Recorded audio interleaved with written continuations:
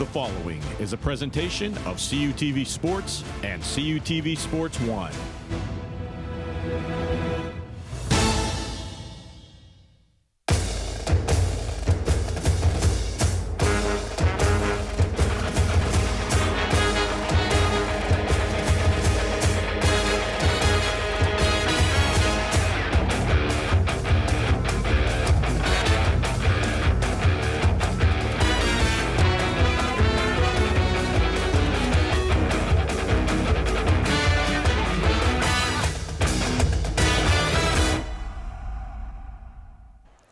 Hello and welcome to Warrior Stadium on the campus of Elizabeth Ford High School for tonight's CUTV Game of the Week between the McGuffey Highlanders and the Elizabeth Ford Warriors. I am Dylan O'Day, and joined alongside me is Colin Kirkwood. And Colin, we have a big interstate matchup conference game here today. And Dylan, it's nice to be able to get back out for some high school football here after our road trip last week. We're looking forward to a great game here tonight. Let's jump right into it by looking at each of these teams' games last week, and McGuffey won a tight battle there against Mount Pleasant. And a good Mount Pleasant team for sure, made for a fantastic game and a good win on the resume for McGuffey. And Elizabeth Ford had a dominating victory over Waynesburg last week, 41-0 there in that one. That's a good number to see on defense there, 41-0. Posting a shutout is always a confidence booster for your squad. And the game last season that was played at McGuffey, Elizabeth Ford got the 42-14 victory there in that one. That's a very lopsided score, but I don't think we're going to see anything like that here tonight. Yeah, but it should be a great matchup here today. Stay tuned. Kickoff is next. Stay tuned for more high school football here on CUTV.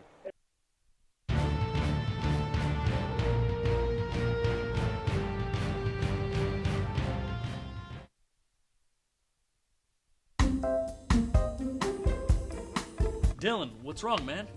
I just don't know how my family back home in Buchanan, West Virginia can watch our stuff up here. They can follow us on Twitter, or they can like us on Facebook. That's awesome. What about our sports? How can they watch that? They could watch it live right on our YouTube channel. Awesome, man. Thanks. You're welcome.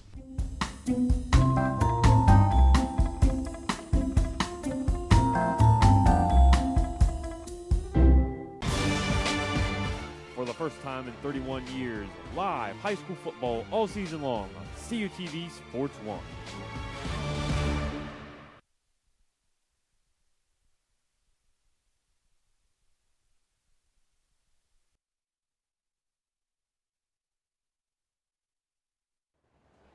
Hello and welcome back to Warrior Stadium here in Elizabeth, Pennsylvania for the CUTV High School Game of the Week.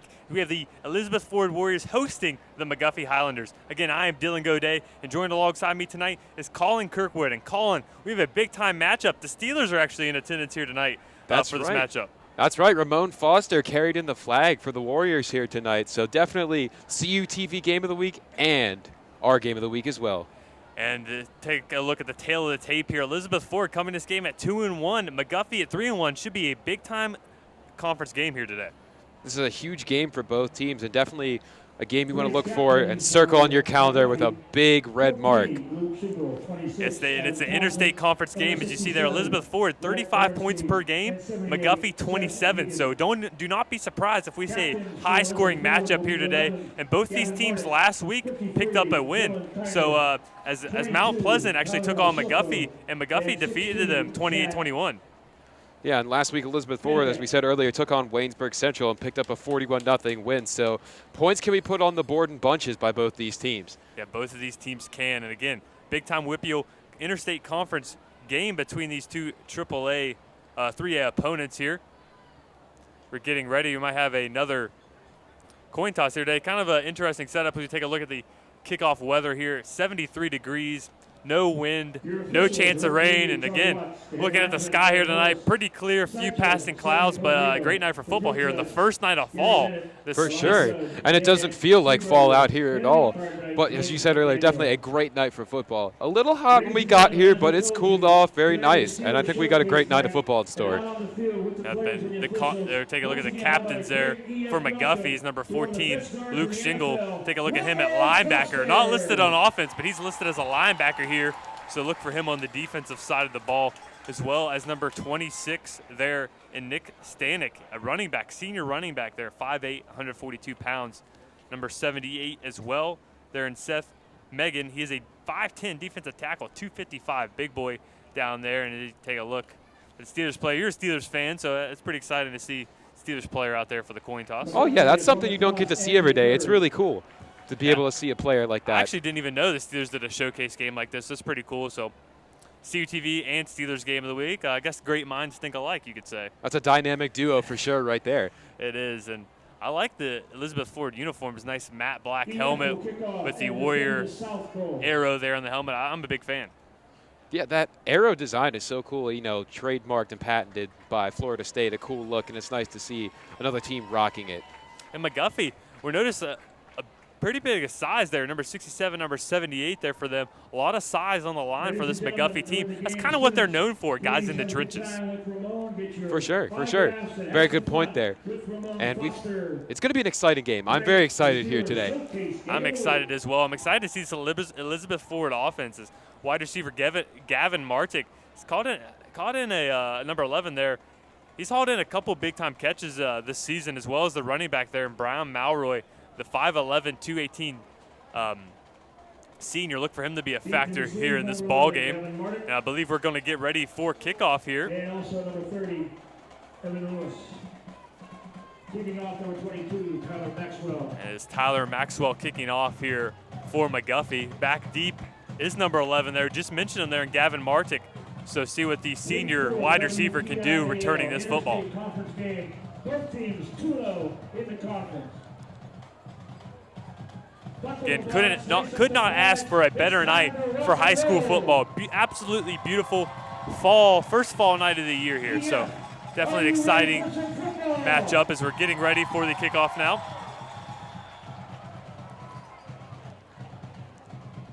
And his kick is away, and that's a line drive kick to around the 10-yard line. There's Martic, takes the ball, returns it out to his left, has a hole there, one man to beat, and he gets brought down at around the 40-yard line. A wonderful return there by Gavin Martic. That's a great way to get your team started here on offense tonight. A big jump. Always special teams is something you want to look for to get a big jolt, and that he does just right there. Yeah, right there you see, I believe that was the kicker there that brought him down at around the 40-yard line. If he could have broke that tackle, he might have been gone. Beautiful return there by Martic. Again, for this Elizabeth Ford offense, they're led by running back there in Brian Malroy, as well as quarterback there in Zach Benedict. He's 19 of 27 on the year, 5 touchdown passes, so look for him to get the ball moving through the air. As now this will be a handoff. Actually, it will be a handoff there to Brian Malroy, and he is taken down immediately. We talked about the size up front there for McGuffey, and on the first play of the night, it gets exemplified. And just immediately their presence is felt in this game. And there's big number 78 there in Salvador. Wrong roster there. There's number 78 there for McGuffey. There's a captain. That is Seth Megan. Look for him again to be a big force here in this ball game, as he does have to come out because his helmet did pop off. But now for Elizabeth Ford, got trips to the near side of the field. Single receiver up top. Quarterback there in Whipke is dropping back. Pass across the middle will be caught there by Martic. So Gavin Martic, 2 big plays to start out this ball game. And that's a big catch there by Martic. As we brought up earlier, he's definitely somebody you want to pay attention to tonight. He's already making a statement. And making a statement early is Colin. Taking a look at this replay. Nice pass right across the middle. That's a fantastic ball. Great way to get your offense started. You can definitely tell this offense is going to try to get the ball to Martic early and often, as he had that opening kickoff return, and there with a big catch down the middle of the field. Elizabeth Ford now. Benedict under center. Got twins to the left. The pitch will be to the near side of the field. There too, Malroy makes a guy miss. A flag comes down, but he picks his way up to around the 16-yard line. And if that stands, that's 2 huge plays for this Warriors offense right off the bat. 2 big plays, but it does look like it will be brought back due to a holding call. Take a look at the replay here, Colin. See if we can see that holding. Somewhere in there, quite possibly up in the top right corner of your screen. They did get called there, and it looked like it was around the edge. Like you mentioned, that's going to set this offense back. First down and around 15 here. And they are coming out like firecrackers in this game so far, Dylan. Actually, it's not going to be that big of a loss. It's going to be 1st down and 5 because that was so far downfield there at around the 20-yard line. So it's only backed up to around the 31-yard line. So not too bad. You still get 5 yards there on that 1st down carry, but could have been more if it wasn't for that holding call. Still something to build off of, though. As Zachary Benedict, again, mentioned him, 19 of 27. That is a fantastic completion percentage here on the season. As he, again, short screen out there to the right. Again, to Maury. Maury catches the ball, breaks the tackle, and makes his way into the end zone. Gavin Martic, again, 3rd big play here in this ball game, and that results in a touchdown. And you've got to love that play call, being able to do a quick pass just like that and get all the way into the end zone from that far out. That's something you don't see every day.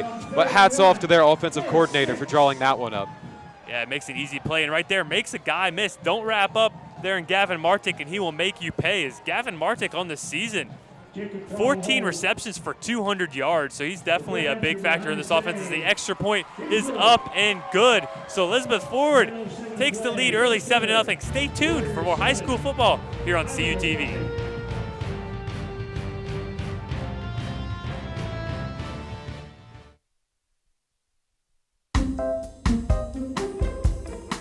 Dylan, what's wrong, man? I just don't know how my family back home in Buchanan, West Virginia can watch our stuff up here. They can follow us on Twitter or they can like us on Facebook. That's awesome. What about our sports? How can they watch that? They could watch it live right on our YouTube channel. Awesome, man. Thanks. You're welcome.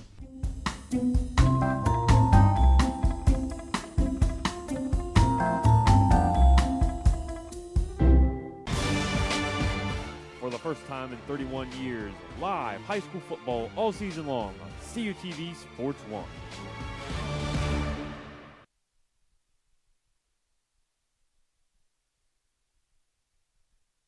Hello and welcome back here to Elizabeth, Pennsylvania. And early on, it's been all Gavin Martic as he picked up the first touchdown here for Elizabeth Ford to give them a 7-0 victory. Colin, that was a fantastic drive there, mainly by Gavin Martic. Yeah, he was definitely a huge player on that drive for sure, and we'll see if McGuffey can respond here on their first drive. So we'll see the kickoff here by Elizabeth Ford be fielded around the 6-yard line. Not tell who that is, but he would be brought down hard. A big hit there right around the 20-yard line. Big hit there by Elizabeth Forward. Yeah, for sure. That was definitely a thundering hit. We'll take a look at that again. Actually, we'll take a look at the touchdown throw here one more time. And a way to make a guy miss right here. He said, "No, sir, I am going to take it the whole way for a touchdown." And that's possibly one of the best plays you'll see here tonight. A fantastic play there by the senior 6'3" wide receiver there for Elizabeth Ford. Now we're going to see a bit of a flex bone look here by McGuffey to start out. As that would be a pitch to the outside. He's picking up his lots of running room there. It's number 20 there for Elizabeth Ford. Makes him miss. He would be down to the 30, 20, 15, 10. Breaks the tackle, and he is in for a touchdown there for McGuffey. That is number 23 there for McGuffey, Christian Clutter. And Dylan, we might have just seen a new blue ribbon play here for High School Roundup. Wow, what a run here. Covering lots of turf and just way to follow the blocks and have good vision out of the backfield to make this play happen.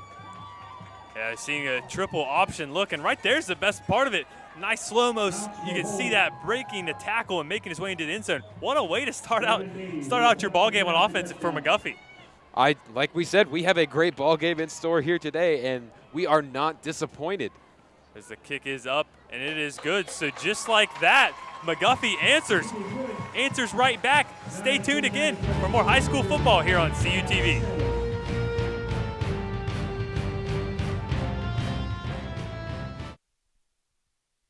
The Friday Night Lights shine on CUTV. August 25th, California at Brownsville. September 1st, Monessen at Carmichaels. September 8th, Southmoreland at Charleroi. September 22nd, McGuffey at Elizabeth Forward. September 29th, Franklin Regional at Connellsville. October 6th, Trinity at Belle Vernon. October 13th, Rochester at California. October 20th, Newcastle at Ringgold. October 27th, Washington at Best Center. Live on CUTV Sports 1, tape delay, CUTV.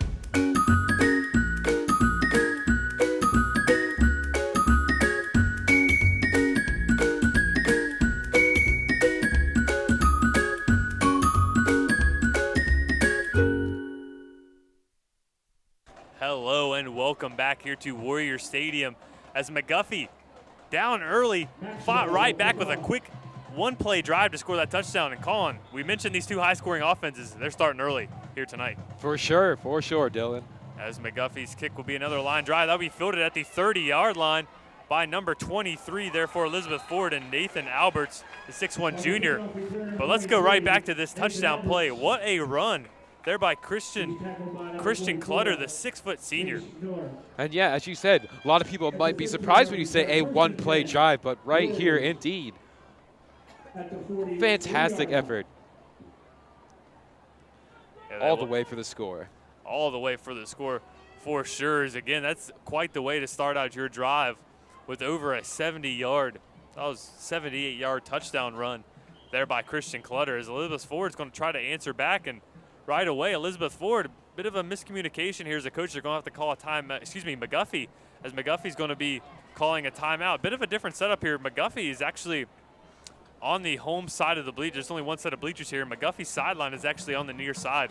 So I've never seen that at a football field before, but that's pretty cool. As again, quick 7-7. As you saw score here early, only 9 minutes to go here in the first quarter. So quite the scoring output so far. And we mentioned in the tail of the tape, both of these offenses are very high scoring. So we could be in for quite the shootout here today. And personally, I enjoy watching shootout football games. I just love to see offenses at work and see the different kind of play calls and schemes that came up with, and I think we've got a good chance of seeing something just along the lines like that, as you said. And they're two completely different teams. You have Elizabeth Ford coming out in a bit of a pro kind of a spread style offense. Then you have McGuffey with a throwback flexbone triple option. So two completely different teams. It'll be interesting to see just how it shapes out. I mean, both teams can definitely run the ball, and then we've seen it already through the air there for Elizabeth Ford with Gavin Martick. That's a guy, him and Christian Clutter, we're going to have to look out for them here today. As Elizabeth Ford now going to try to answer right back. 9:46 left to go. Ball on the 43-yard line. It'll be another quick screen out there to Martick, and he is brought down right away. A beautiful tackle there by number 10 for McGuffey, that in Greg McBride. And if you're Gavin Martick, your eyes probably got really wide here as you saw the same play call, and you're like, wow, can I do it again? But no, that's a good tackle by McGuffey to shut them down on that first down. Yeah, definitely. You see he's actually on this side of the field now, so maybe they're keeping him on the wide side of the field to try to stop that bit of a bubble screen look. As again, second down, he did pick up 1 yard there. See, dropping back again. They're going to fake. Beautiful play design. A beautiful pass there to number 3, Jordan Devine. He is brought down right at the 23-yard line. What a play call there by Elizabeth Ford. I even got faked out here on this play. I was looking short, and then I happened to turn around. Wow, look at that. A bomb downfield to Jordan Devine. They set that play up beautifully there with the 2 straight bubble screens, and then fake the bubble screen and go deep. You expect them to kind of wait longer to the game to call that play, but they called it right away. 3 straight plays with the same basic design. As now we're going to see a trips look here by Elizabeth Ford. 3 wide receivers split out to the left, as you see there, and Devine coming in motion. Actually, it will be quarterback there, keeping it up the middle there in Benedict, and he will be down inside the 10-yard line. Beautiful, again, another nice play design, misdirection there by Elizabeth Ford. And early the Warriors are really reaching into the bag of tricks here, pulling out all sorts of different plays, and it's a fantastic keeper here to gain quite a few yards. That's wonderful camera work there. He didn't get faked out by the fake handoff there like I did there. And Devine, that's a nice wide receiver. I know what nice wide receiver name. West Virginia throwing it back about 10 years. They had a wide receiver with the last name of Devine as well. So definitely could get used to calling that here again. As Elizabeth Ford now with the 2-back set under center this time is Benedict. It would be a fake pitch out to the right. It looks like left, excuse me. It looked like an option play. A bit of a weird play design there. But Benedict will be again inside the 5-yard line. Definitely very creative on the offensive side of the ball here today. Another keeper for quite a few yards once again. That's something you don't really see every day, Dylan. Yeah, we saw number 25 there in Seth Andres. He was just kind of looking for the pitch there. He never got it. Looked like the quarterback wasn't ready for a bit of an option look, so definitely interesting play call there. Now we're going to get second down and goal, this time from the 3-yard line. Bit of a power set here by Elizabeth Forward. Benedict under center. Will be a handoff there to Malroy. Malroy tries to get his way inside the end zone, but he'll be taken down at around the 2-yard line. And the senior kept his legs churning there, but he came up just a few yards short. But a good effort nonetheless. A very good effort. See if we have another look there at that play again. Both of these teams now driving the ball on offense. This could be a big stop here by McGuffey. I think if you're Elizabeth Ford, you try to take this 2 downs. What do you think you're calling? Well, if you're McGuffey, you definitely want to set up here and just make sure that you stop here, because you want to set it up that you are going to be a tough defense to play against the rest of the game, and that's important. We'll see the same look here by Elizabeth Ford as Devine goes in motion. It will be keep up the middle, and it will be in for a touchdown. Benedict puts Elizabeth Ford back up on top. And we'll take another look at this touchdown here on your screen as you hear the fire engine in the background. A good run, a short run, and 6 points as the result. And he took that one in against the big boys there inside there for McGuffey as Elizabeth Ford's kick is up, and there's a flag out on the play here, so we're going to stick with you as we see what this flag is out for, as Elizabeth Ford did make that extra point. See the referees huddling up and talking about this one. This may be something that we see added on to the kickoff.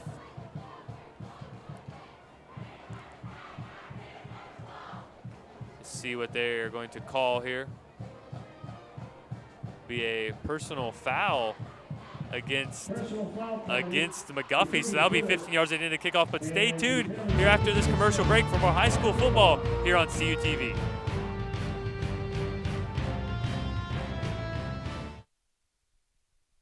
CUTV News Center is California University of Pennsylvania's award-winning student television newscast.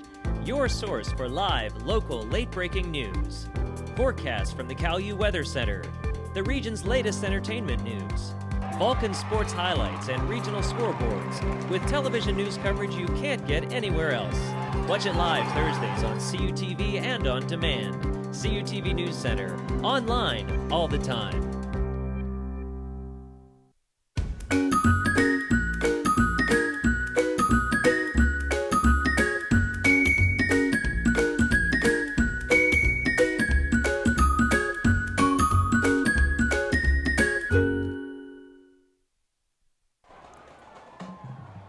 Hello and welcome back to Warrior Stadium as Elizabeth Ford just went back up on top 14-7 with another beautiful drive there by the Warriors, and they're going to be kicking it off from the 45-yard line of McGuffey territory.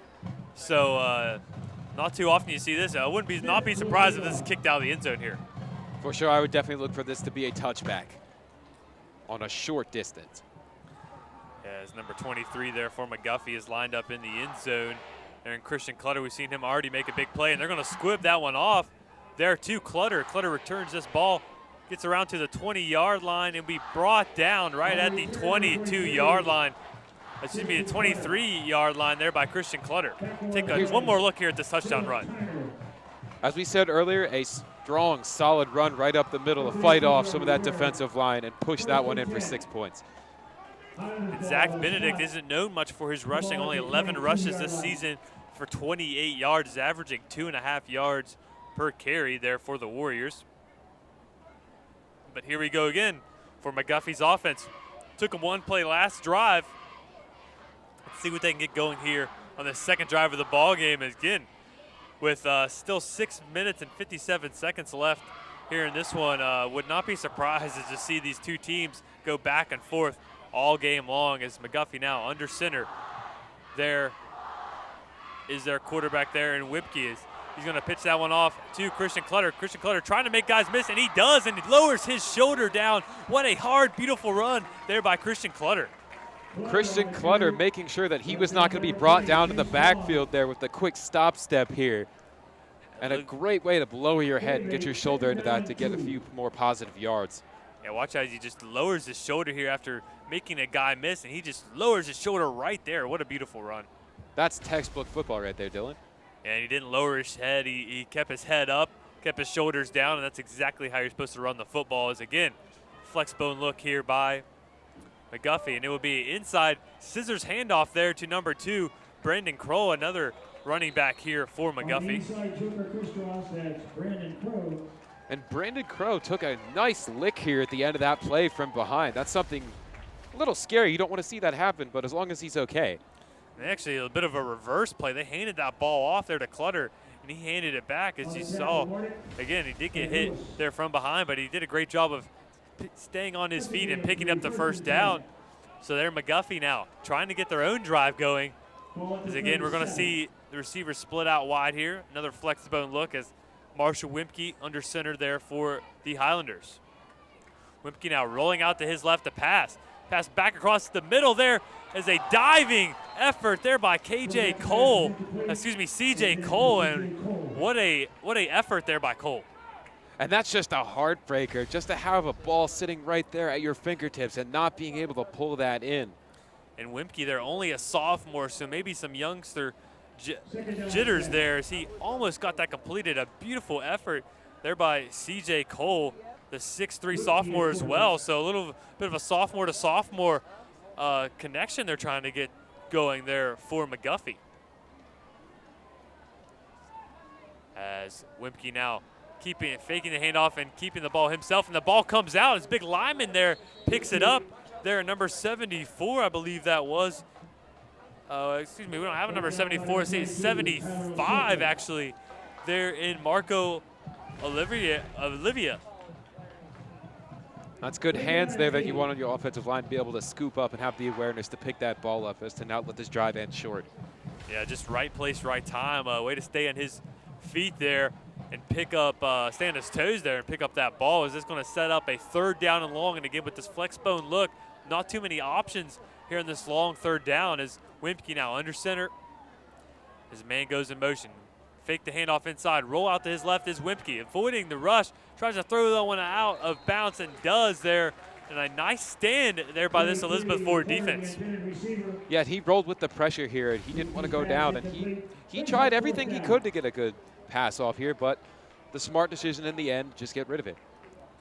Yeah, very smart decision. Again, he tried to get it there to Speedster there in Clutter and was unable to do so. Again, only a sophomore there and a flex bone triple option look. That's got to be tough there for the youngster.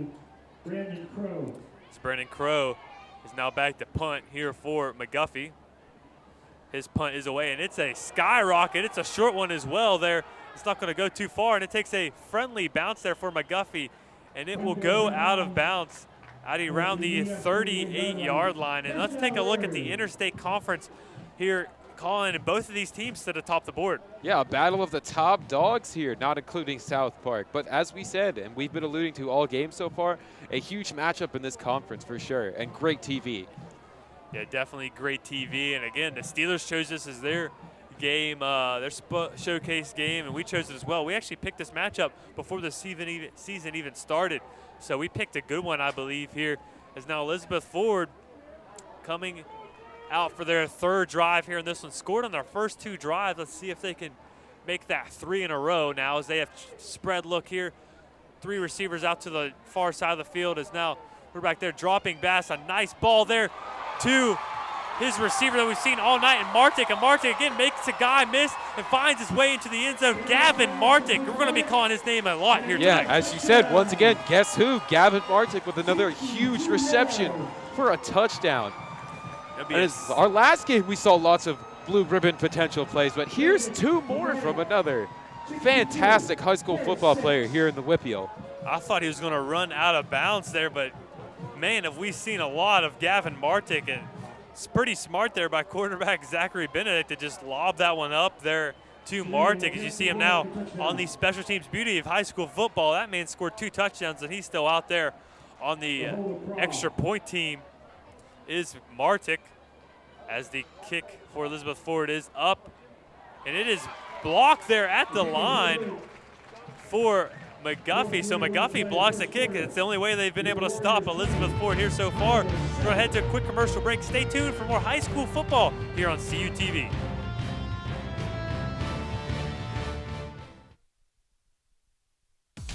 Save preset 1 for Cal U's best music. More music in the car, more music in the door, more music everywhere. This is 91.9 WCAL Power 92.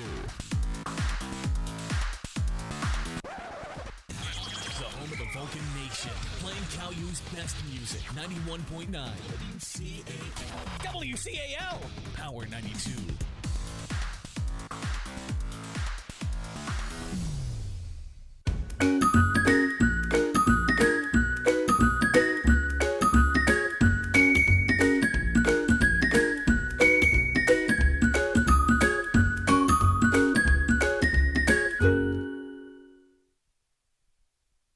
Hello and welcome back here to Warrior Stadium as it's all Elizabeth Ford right now, 20-7 over McGuffey. And Colin, we have seen a lot of Gavin Martick here tonight.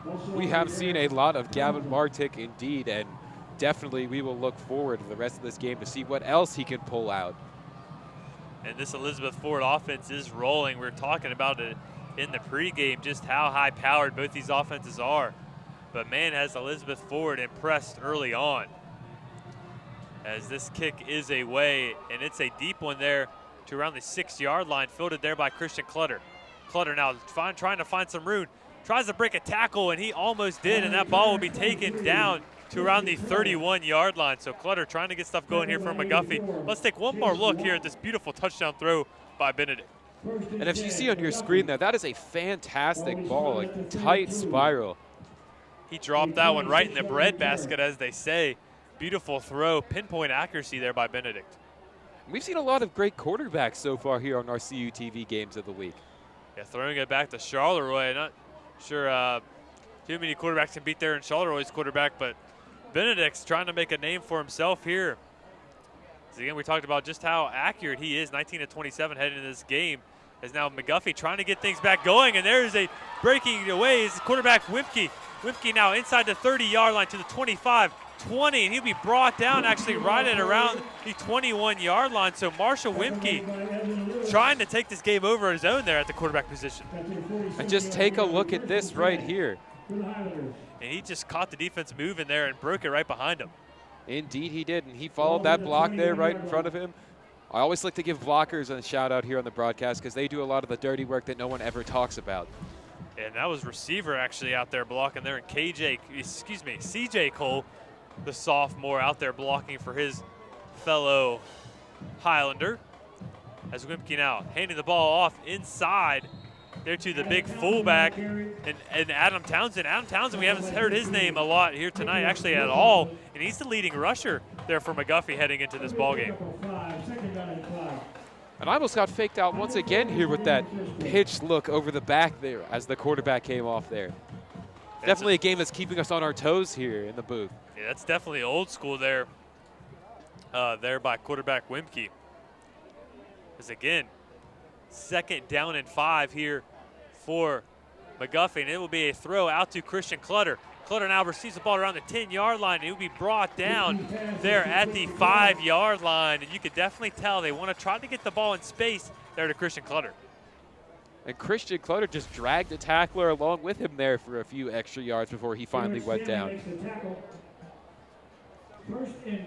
Yeah, beautiful run there, and he was just carrying the would-be, actually the actual tackler there, and Jacob Praw for Elizabeth Ford, carried him about 5 yards on his back. So that's going to set up now a 1st down and goal from the 5-yard line. Still 3 minutes and 20 seconds left to go. 3 minutes and 20 seconds left to go here in this ball game, in this first quarter, excuse me. McGuffey now, Wimpke gets brought down hard there, a hard tackle there around the 3-yard line. I believe that was by Brian Roy. He is a number 58 there, the linebacker for Elizabeth Ford.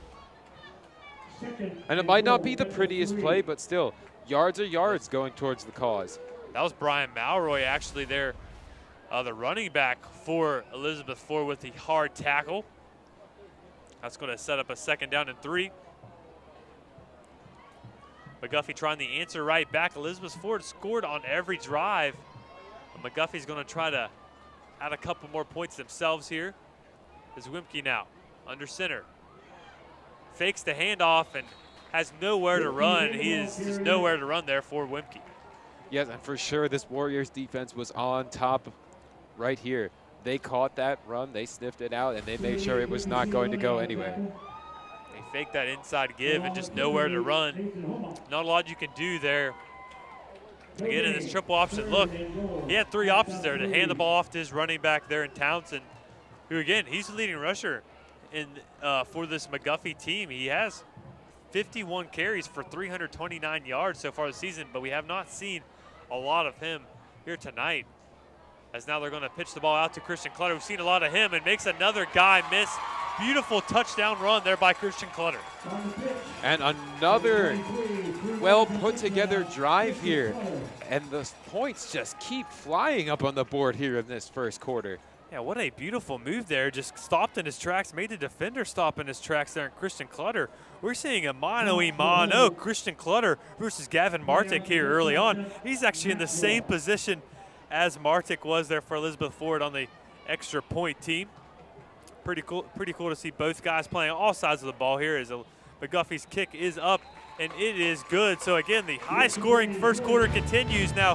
20-14 ball game. Elizabeth Ford on top. Stay tuned for more high school football after the commercial break here on CUTV.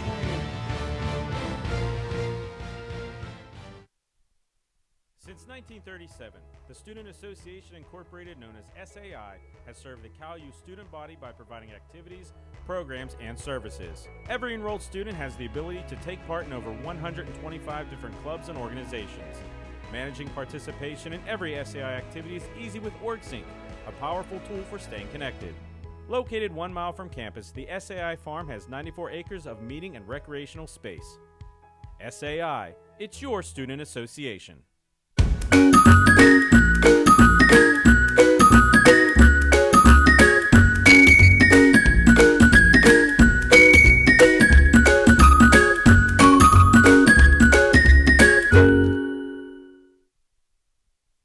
Welcome back here to Warriors Stadium. And boy, is it a high-scoring first quarter as Elizabeth Ford has the 20-14 lead.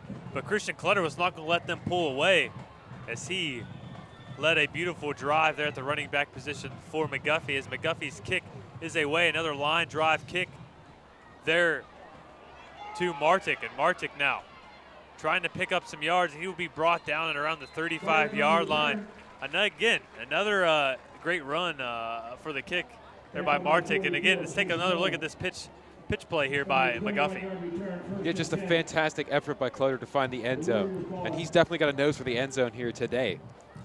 Clutter does have a nose for the end zone. That's a perfect analogy there for him. Again, he's a 6', 180-pound senior running back there for McGuffey. As you see, number 16 there, Zachary Benedict, the quarterback, junior quarterback here for Elizabeth Ford, trotting his way out. Would not be surprised if they try to get the ball back in Gavin Martic's hands. You see a trips look here by Elizabeth Ford. 3 wide receivers to the top of your screen, 1, and that is Martic here to the near side of the field. Benedict now dropping back quickly as he will be finding his receiver there short, and that's number 20 there for Elizabeth Ford there in Chase Vaughn. And Dylan, I don't know about where you come from in West Virginia, but this is definitely something new to see from me. Normally where in the Tri-Valley League, there is not a lot of throws. It's normally a running-dominated league. And if you see throws, they're usually deep throws. We're going to see a timeout here by McGuffey. They're second here in this ballgame, second in the first quarter. We usually see them passing the ball deep downfield. We've seen a lot of short passes here by Elizabeth Ford. Again, in college football, you really say the short passes are basically like runs, and especially those quick pitch out, quick screen passes there to Martic that we've seen. Those basically are runs there for Elizabeth Ford. But there we saw a quick pass right across the middle there to Chase Vaughn, who's actually listed as a quarterback there for Elizabeth Ford. And here's High School Roundup, as we'll tease that quick. As we alluded to blue ribbon plays earlier in this game, you'll definitely see footage from this game on our show on Tuesday. Yeah, would not be surprised to see footage from this one. Again, you're going to see full highlights of this game actually on High School Roundup this week. And I actually, before the game here, my high school's radio called in, gave a bit of a shout out for your hometown scoreboard there. Colin, I haven't quite told you that yet, so that's a bit of a surprise for you. Gave your hometown scoreboard a shout out there on the radio back home, so might get some some more viewers here this week. That'd be fantastic. We always welcome new viewers to any of our shows here on CUTV. Again, that will be filmed Tuesday. We might go live again here again at about 11 on Tuesday morning. Is now Benedict dropping back the pass, looking downfield. The beautiful pass there across the middle. It will be deflected there. I believe that was Christian Clutter, and it was. And there will be a flag down, probably pass interference here against Christian Clutter. For sure, this is definitely going to be a pass interference cause. We'll take a look at it here once again. You see on your screen, another good ball, but it did seem as if that defender was draped all over the receiver there. It's going to be a 15-yard penalty there against Christian Clutter, and that's going to be a first down here for Elizabeth Ford. But again, Benedict there had tons of time to throw. I'm really surprised that the big guys there for McGuffey weren't able to get back and pressure him, as he had all day to throw. Yeah, and we've got to tip our caps to this Warriors offensive line, as you said, doing a great job making sure that there's enough time to throw that football accurately. And that penalty may have been like the only thing kind of slowing down this offense there through the air. As Benedict now trips to the near side of the field. It will be a pitch out there to Mallory, and Brian Mallory will be brought down at around the original line of a scrimmage there, as number 52 there for McGuffey brought him down, and then Colby Deemer. And here's that pitch run again. Malloy tries to make a lot out of nothing, but he does a good job to be able to get back to the line of scrimmage. Yeah, and I called him Malroy there. I meant to call him Mallory. Got a bit confused there. Mixing up the names, and that's an easy one. Usually mix up the hard ones and I just give up. But there I mixed up an easy one there. Malloy is Benedict now rolling out to his right. A wide open receiver there, number 25.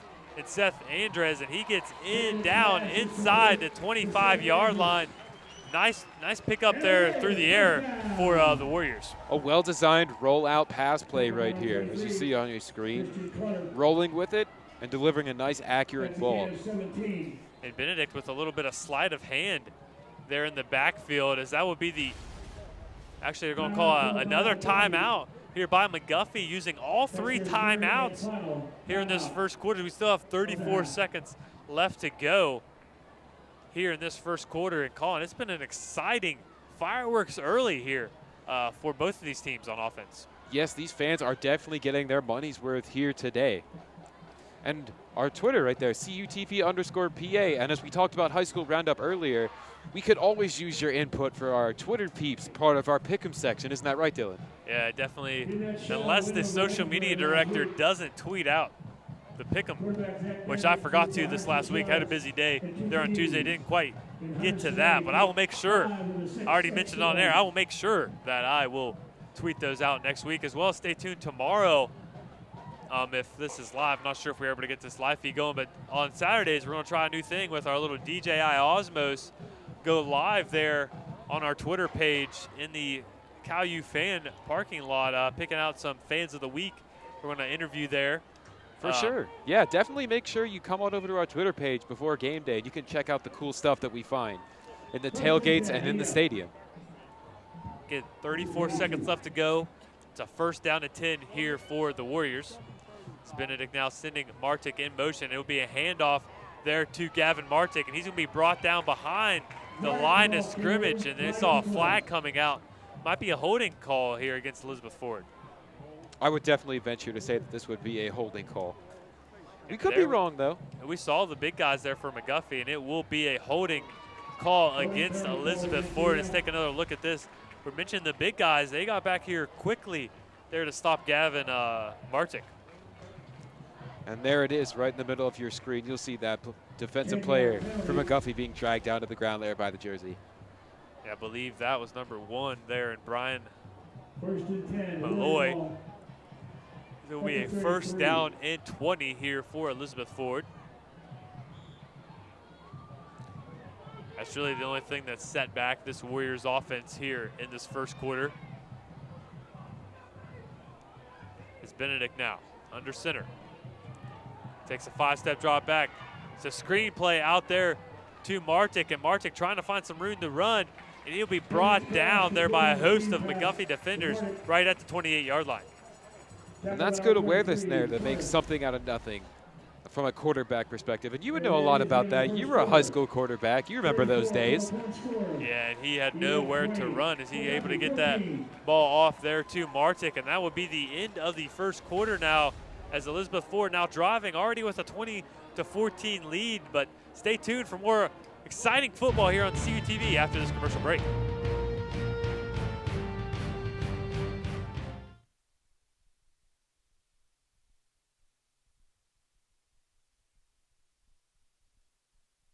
The longest student-produced show on CUTV.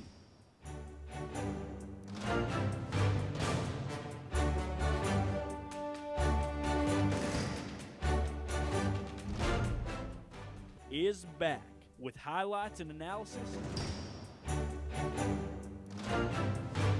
scores and standings, and more. Every Tuesday, Wednesday, Thursday, and Friday.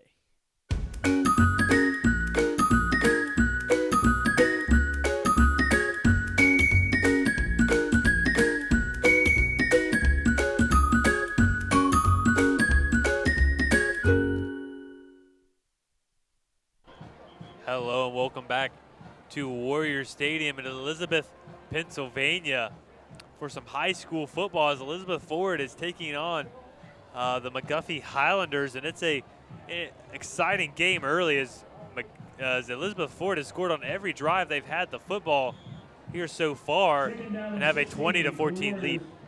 And we're glad you've joined us here tonight for this huge matchup. And it's a trips look here for this first play of the second quarter for Elizabeth Ford.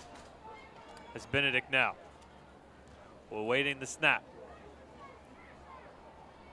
As Benedict will hand that ball off to Malloy.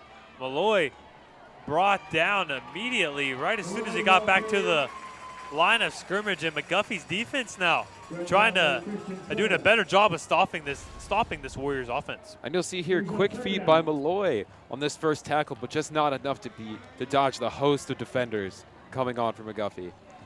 And there was Christian Clutter who got to him initially. He's been all over the field here in this first half for McGuffey. That's going to set up again. 3rd down and 16 now. First time Elizabeth Ford's been in this situation all game long. You have a tight end to the near side of the field. Twins look outside of him. Single receiver Martic up top. As Benedict now dropping back, looking to his right, avoiding the rush, keeping his eyes downfield. Looks like he's going to keep this one. He'll be brought down right at the 28-yard line. I believe we make it a holding call here as, again, there, Christian Clutter was back there trying to make that tackle. And we'll take a look here once again. It's going to be a holding call against Elizabeth Ford. And that penalty will be declined, and it's now 4th down for Elizabeth Ford. See what they decide to do. Take a look at that replay they're calling. And here's that play once again. Not quite sure if we could see it or not, but still. Yeah, maybe a questionable call there, but it won't matter as the penalty will be declined. See what they decide to do. I believe they're keeping their offense out on the field here, as Benedict is out there. So they're going for it here in this 4th down and 16 from the McGuffey 28-yard line. As Benedict now dropping back to pass. He has 4 verticals. He's just going to lob this one up deep and hits his receiver there, number 23, Nathan Alberts. And Nathan Alberts made a beautiful catch, but an even better throw there by Benedict. And wow, to quote the movie Dodgeball, that is a bold move there, Cotton. To go for it on 4th down, not just for a short yardage, but to go for the home run. And they went for a bit of a Hail Mary look, 4 verticals, and they just let Alberts get behind him there in a beautiful throw. Benedict hit him right in the corner of the end zone. And this Elizabeth Ford receiving core has some great hands, making some great plays and some great catches here in this game. I've been talking all night about Gavin Martic, because he's the only one on this team that had more than one reception heading into the season. As Nate Alberts only had one catch for 8 yards on this young season, and there he picks up a touchdown. As Elizabeth Ford is going to go for it here. Is Benedict now rolling out, and beautiful throw there for the 2-point conversion. And that will be there to Alberts yet again, and it gives Elizabeth Ford a 28-14 lead here. Stay tuned for more high school football here on CUTV.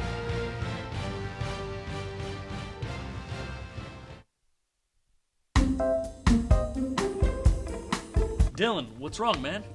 I just don't know how my family back home in Buchanan, West Virginia can watch our stuff up here. They can follow us on Twitter, or they can like us on Facebook. That's awesome. What about our sports? How can they watch that? They could watch it live right on our YouTube channel.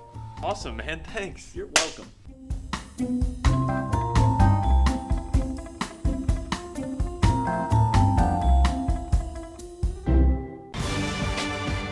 For the first time in 31 years, live high school football all season long on CUTV Sports 1.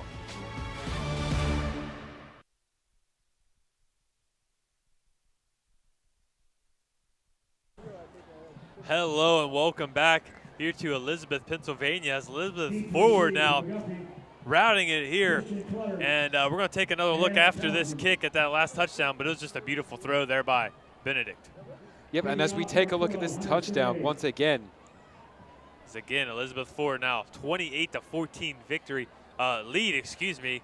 Not the victory quite yet, as they have scored on all 4 possessions here, especially with that last 4th down play. Risky, but they were able to pick up the touchdown, as now there's a squib kick there short to McGuffey. And here we're going to take one more look at this play. ESPN has the Dilfer dime. Here at CTV, we have the little thing called the Dilly dime, and this is a Dilly dime here by Zach Benedict. Beautiful throw there to Nathan Albert. And talking during that commercial break that you just were through, Dylan brought up the Dilly dime concept, and I was like, that is a fantastic idea. We need to inform our great fans. Was a Dilly dime. And right here's another one, stopping and throwing across his body there to Nathan Alberts, who we've seen make 2 big catches there to extend their lead to 14 now, as McGuffey trying to answer back. As their quarterback there in Whipkey will drop out to his left, and he had pressure coming in his face and just throws that ball away. Nothing going there for McGuffey. Yep, for sure. Lots of pressure on the way in here. Tried to make something out of it by rolling with it, but not so lucky this time. With McGuffey here with this triple option look, you don't design the triple option to score quickly. You design it to have long drives, pick up 3 to 4 yards of play. That's what we shot for at my high school, running the triple option, the flex one triple options. 3 to 4 yards of play, have a 10 to 15 play drive. That's what we looked for. But McGuffey's going to have to pick up quickly here, as McGuffey now, again, saw that scissors look, as they're going to call it the triple crisscross here. That's a pretty good name there for it, as there was an inside run there by Brendan Crow. The triple crisscross indeed. That's a confusing play for me and for those defenders out there to be able to keep up with where that ball was going. The triple crisscross, that sounds like an ice cream flavor. I don't know. Somebody have to pick that one up and use it, the triple crisscross. I just get hungry hearing that name. I'd take a triple crisscross cone. We might have to create it. We're making dilly dimes, triple crisscross. We're coming up with all kinds of things here at CUTV. It's going to be an inside, actually fake the inside give, and he's going to give it to Christian Clutter. And Christian Clutter making guys miss. He's just carrying defenders, staying on his feet as Clutter, one man to beat, down to the 5-yard line. He will drag him into the end zone. What a run there by Christian Clutter. He is a one-man wrecking crew. And he reminds me of James Conner back in the day when he used to play for Pittsburgh. Just a huge runner, and he took plenty of people with him. Press the B button right there if we were playing a video game. How many broken tackles did he make here? We're going to try to count them up after this next break. But what a run there by Christian Clutter. And then he had 2 guys coming after him. He switches the ball over to his other hand, stiff arms him, and gets in the end zone. That's a big level play there. Beautiful touchdown run there by Clutter. And now McGuffey out for the extra point. It's a high snap, but it is fielded, and it will be right down the middle. McGuffey again up on the scoreboard, and there's Christian Clutter. That's a player to look out for as the McGuffey cuts into this lead. 28-14, though. Elizabeth Ford on top. Stay tuned for more high school football here on CUTV.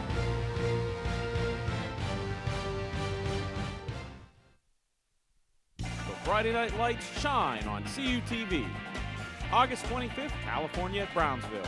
September 1st, Monessen at Carmichaels. September 8th, Southmoreland at Charleroi. September 22nd, McGuffey at Elizabeth Forward. September 29th, Franklin Regional at Connellsville. October 6th, Trinity at Belle Vernon. October 13th, Rochester at California. October 20th, Newcastle at Ringgold.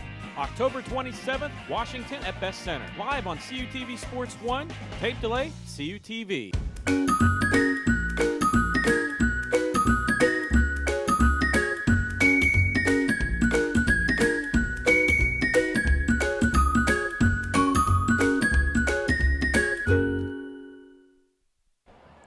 Hello and welcome back to Warrior Stadium, and there is the player of the game so far here for McGuffey there in Christian Clutter. He is just, like we mentioned, a one-man wrecking crew for McGuffey, and their kick will go out of bounds.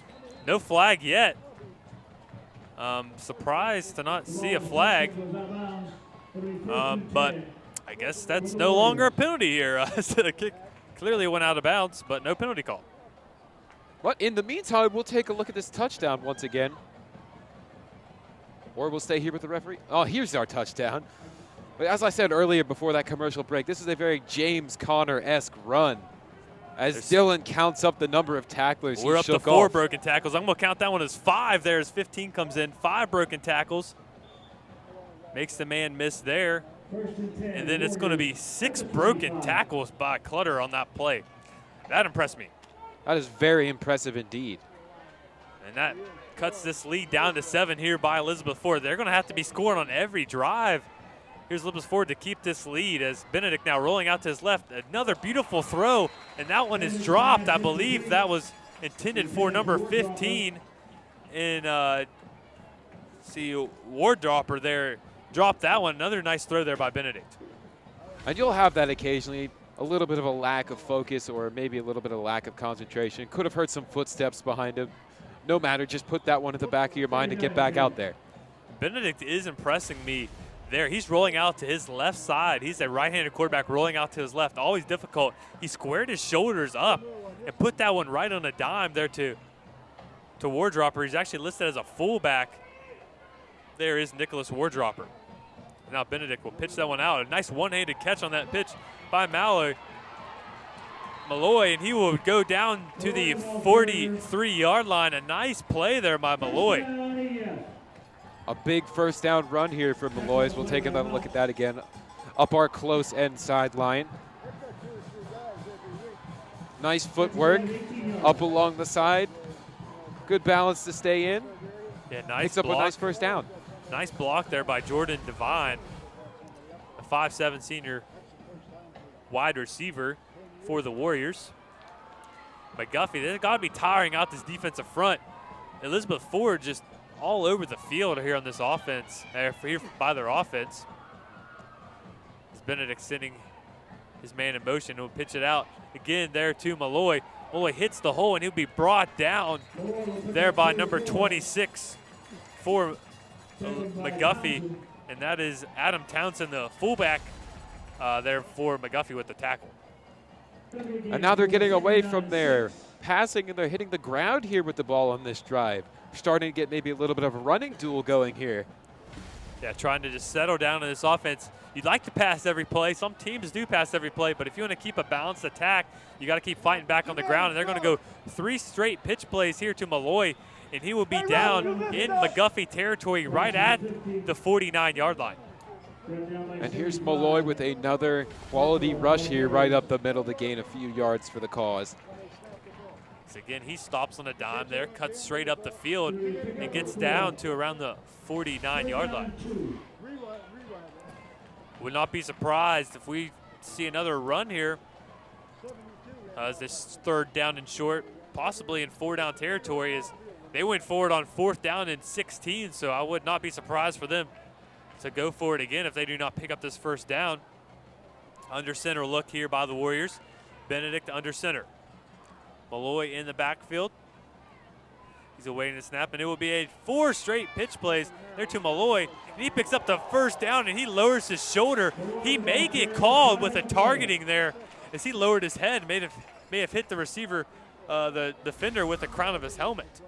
And we'll take a look at that here once again, as you'll see Malloy rolling up on your screen. And they may get him with a personal foul there. He did lower the crown of his head. Personal foul call against DM.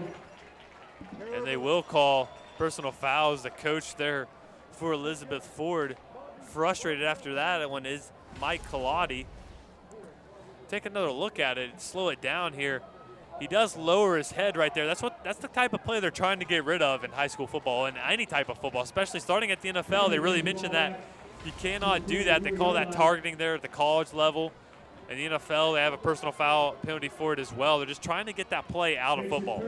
And for sure, it's a good thing of these referees to watch out for the safety of these young men out on the football field here today. And I'm sure Mike Colati is upset after that one. When he was playing, they encouraged that type of play. But with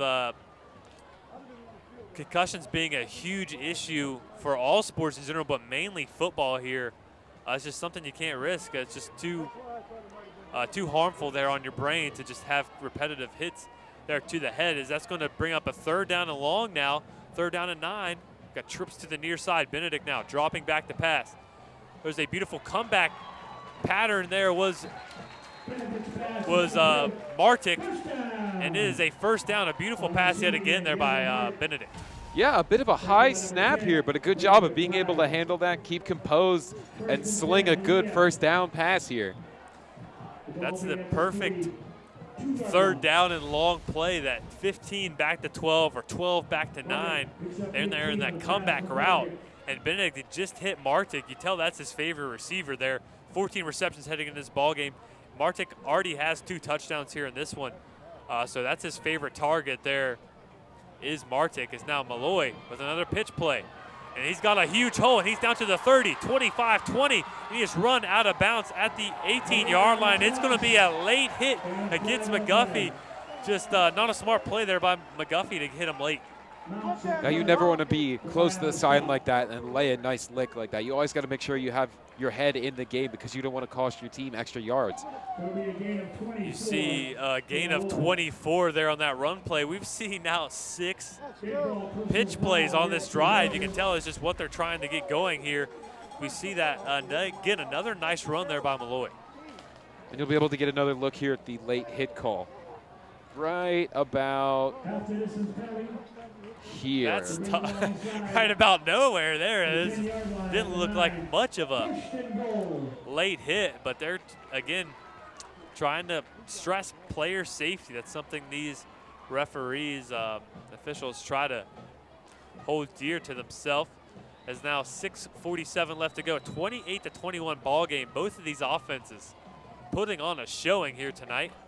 Ball at the 9-yard line.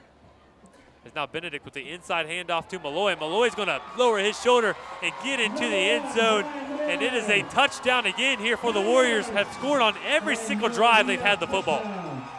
And you'll see on this drive here, Malloy with the hit stick to get into the end zone. He will not be denied. They've been pitching it to him every run play so far this drive. They lined him up in the fullback position there, faked the pitch to the outside, and gave it to him right back underneath. As you see him there on extra point as well, as this extra point is up, and it is good right down the middle. That gives Elizabeth Ford a 35. It's no good there. Again, my eyes fooled me there as that was wide left. As now that gives Elizabeth Ford a 34-21 lead. Stay tuned after this commercial break for more high school football here on CUTV.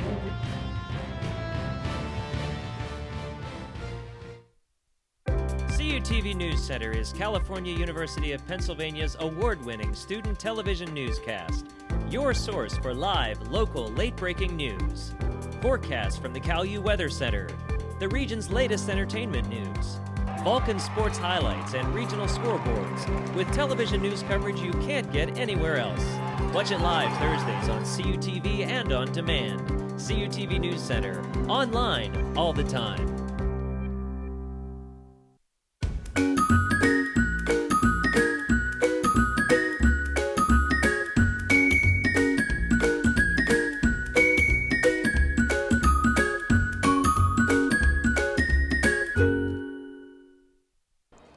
Hello and welcome back here to Warriors Stadium, and we're getting a high-scoring game here in this one, and we're actually live on CUTV Sports 1. We've been trying to get that to work all season long, and it's working here tonight. I'd like to say hello to one of our own, Stephen Ruffing, watching at home. Usually Steve and I have been on the call for 2 high school games so far in this season, so missing out on him here tonight. Yep, Steve, and for sure, we hope you're enjoying the birthday party, and we'll see you on Monday back in the studio. And I hope you enjoyed that dilly dime analogy. We're going to be using that all season long, I think, there, Steve. As this kick by Elizabeth Ford is a bit of a squib kick there as that bounces inside the 20-yard line, and McGuffey will just fall right on it, right on the 20-yard line. McCall, let's take one more look here at this last touchdown by Malloy. And Malloy with a great run right up the middle to dodge those tacklers, and as I said earlier, lay a hit because he will not be denied. They've just been, that's a very smart play call there. They've been doing outside run, pass, outside run, and there they faked the outside run. You had this McGuffey defense flowing out wide, and they just gave it right underneath there to Malloy, and he went right up the middle, untouched till he got to the goal line. There was Malloy. As McGuffey now trying to fight back, and their quarterback there in Whipkey was brought down in the backfield, and it sets up a 2nd down and 14 now.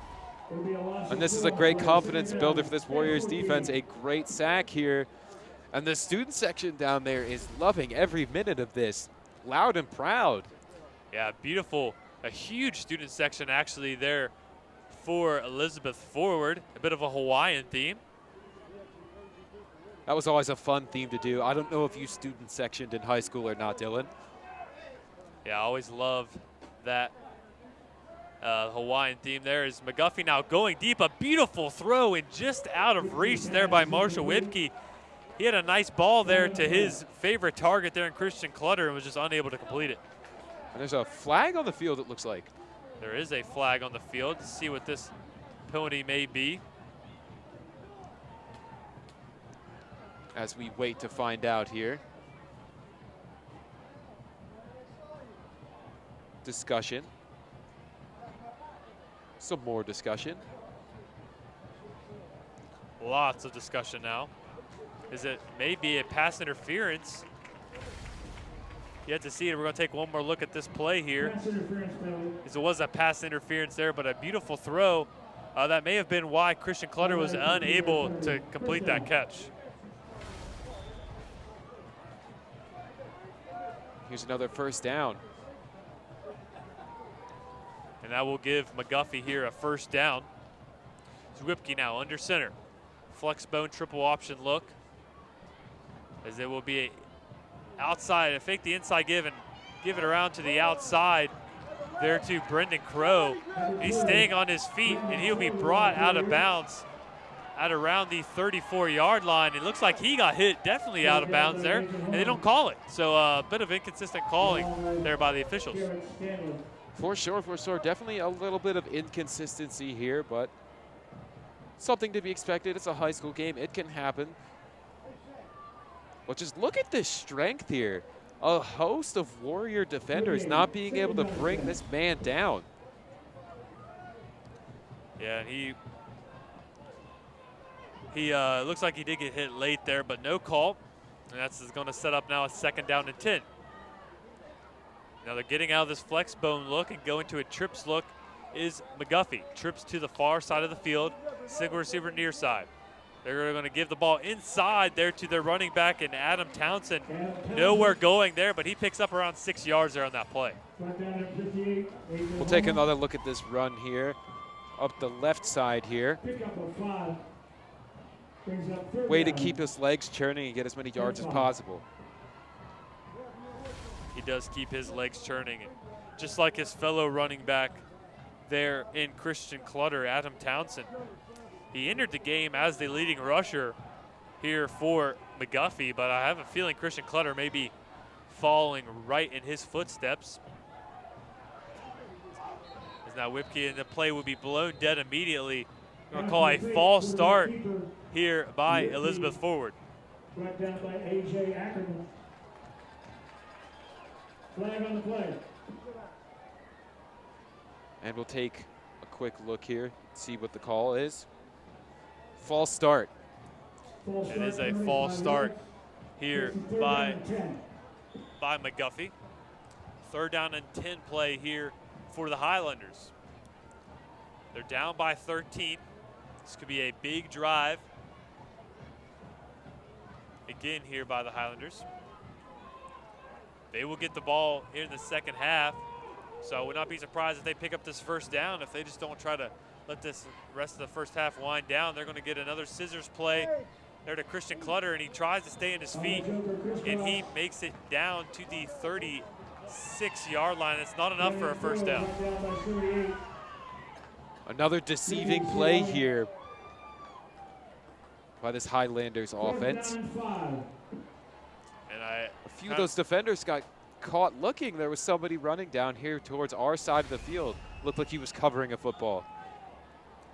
Yeah, definitely a bit of confusion there. I think McGuffey's going to punt this ball off, and they will. Brendan Crow back to punt here by McGuffey. So a big-time stop there by Elizabeth Ford now, as they should get the chance to, as they're actually going to fake this, and a beautiful tackle there by number 78, I believe, therefore, and it is number 78. And it is Salvador Salone with a nice heads-up play there by Salone. And Crow tries to execute a screen pass here, but this defense was not having any of it. They were on top of it. 1st and 10 at the 31.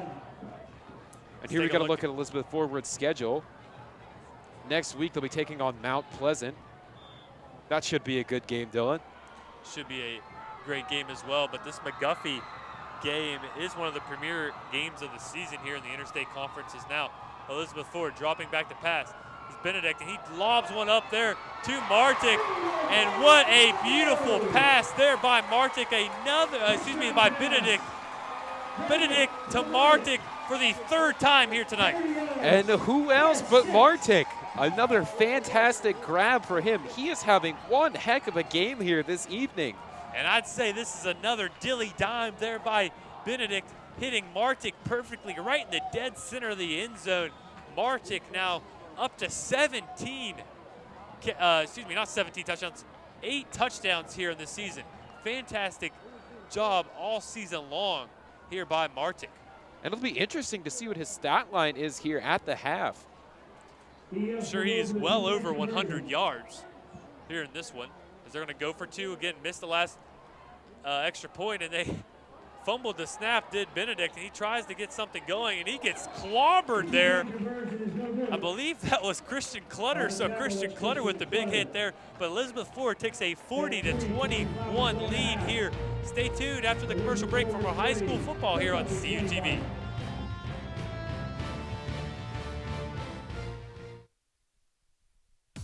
Save preset 1 for Cal U's best music. More music in the car, more music in the door, more music everywhere. This is 91.9 WCAL Power 92. The home of the Vulcan Nation, playing Cal U's best music. 91.9 WCAL. WCAL Power 92.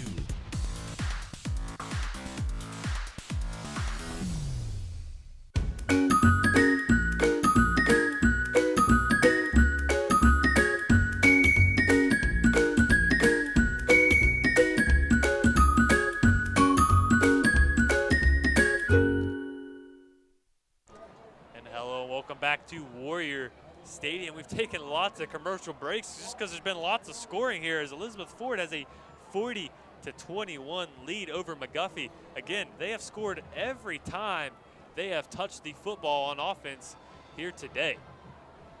Andrew Smith will kick off. And we'll take another look at this after this kickoff. And Clutter deep to receive. As Elizabeth Ford now squibbing this one away, and it will roll out of bounds. And now we see the flag out, even though when McGuffey kicked it out of bounds, we didn't see a flag. That's really interesting, Dylan. You don't see that every day. But here's another look at that dilly dime to the end zone. A dilly dime for sure, and we're definitely going to see lots of highlights here in High School Roundup Tuesday. Just this Elizabeth Ford offense, we are seeing here firsthand just how impressive they are. And this Elizabeth Ford team, man, if they can keep up, if their defense can match their level of intensity on the offensive side of the ball, I don't see many teams in this interstate conference that can compete with them. No doubt for sure. This game has been a treat for all of us here at CUTV, everybody who came out for this game.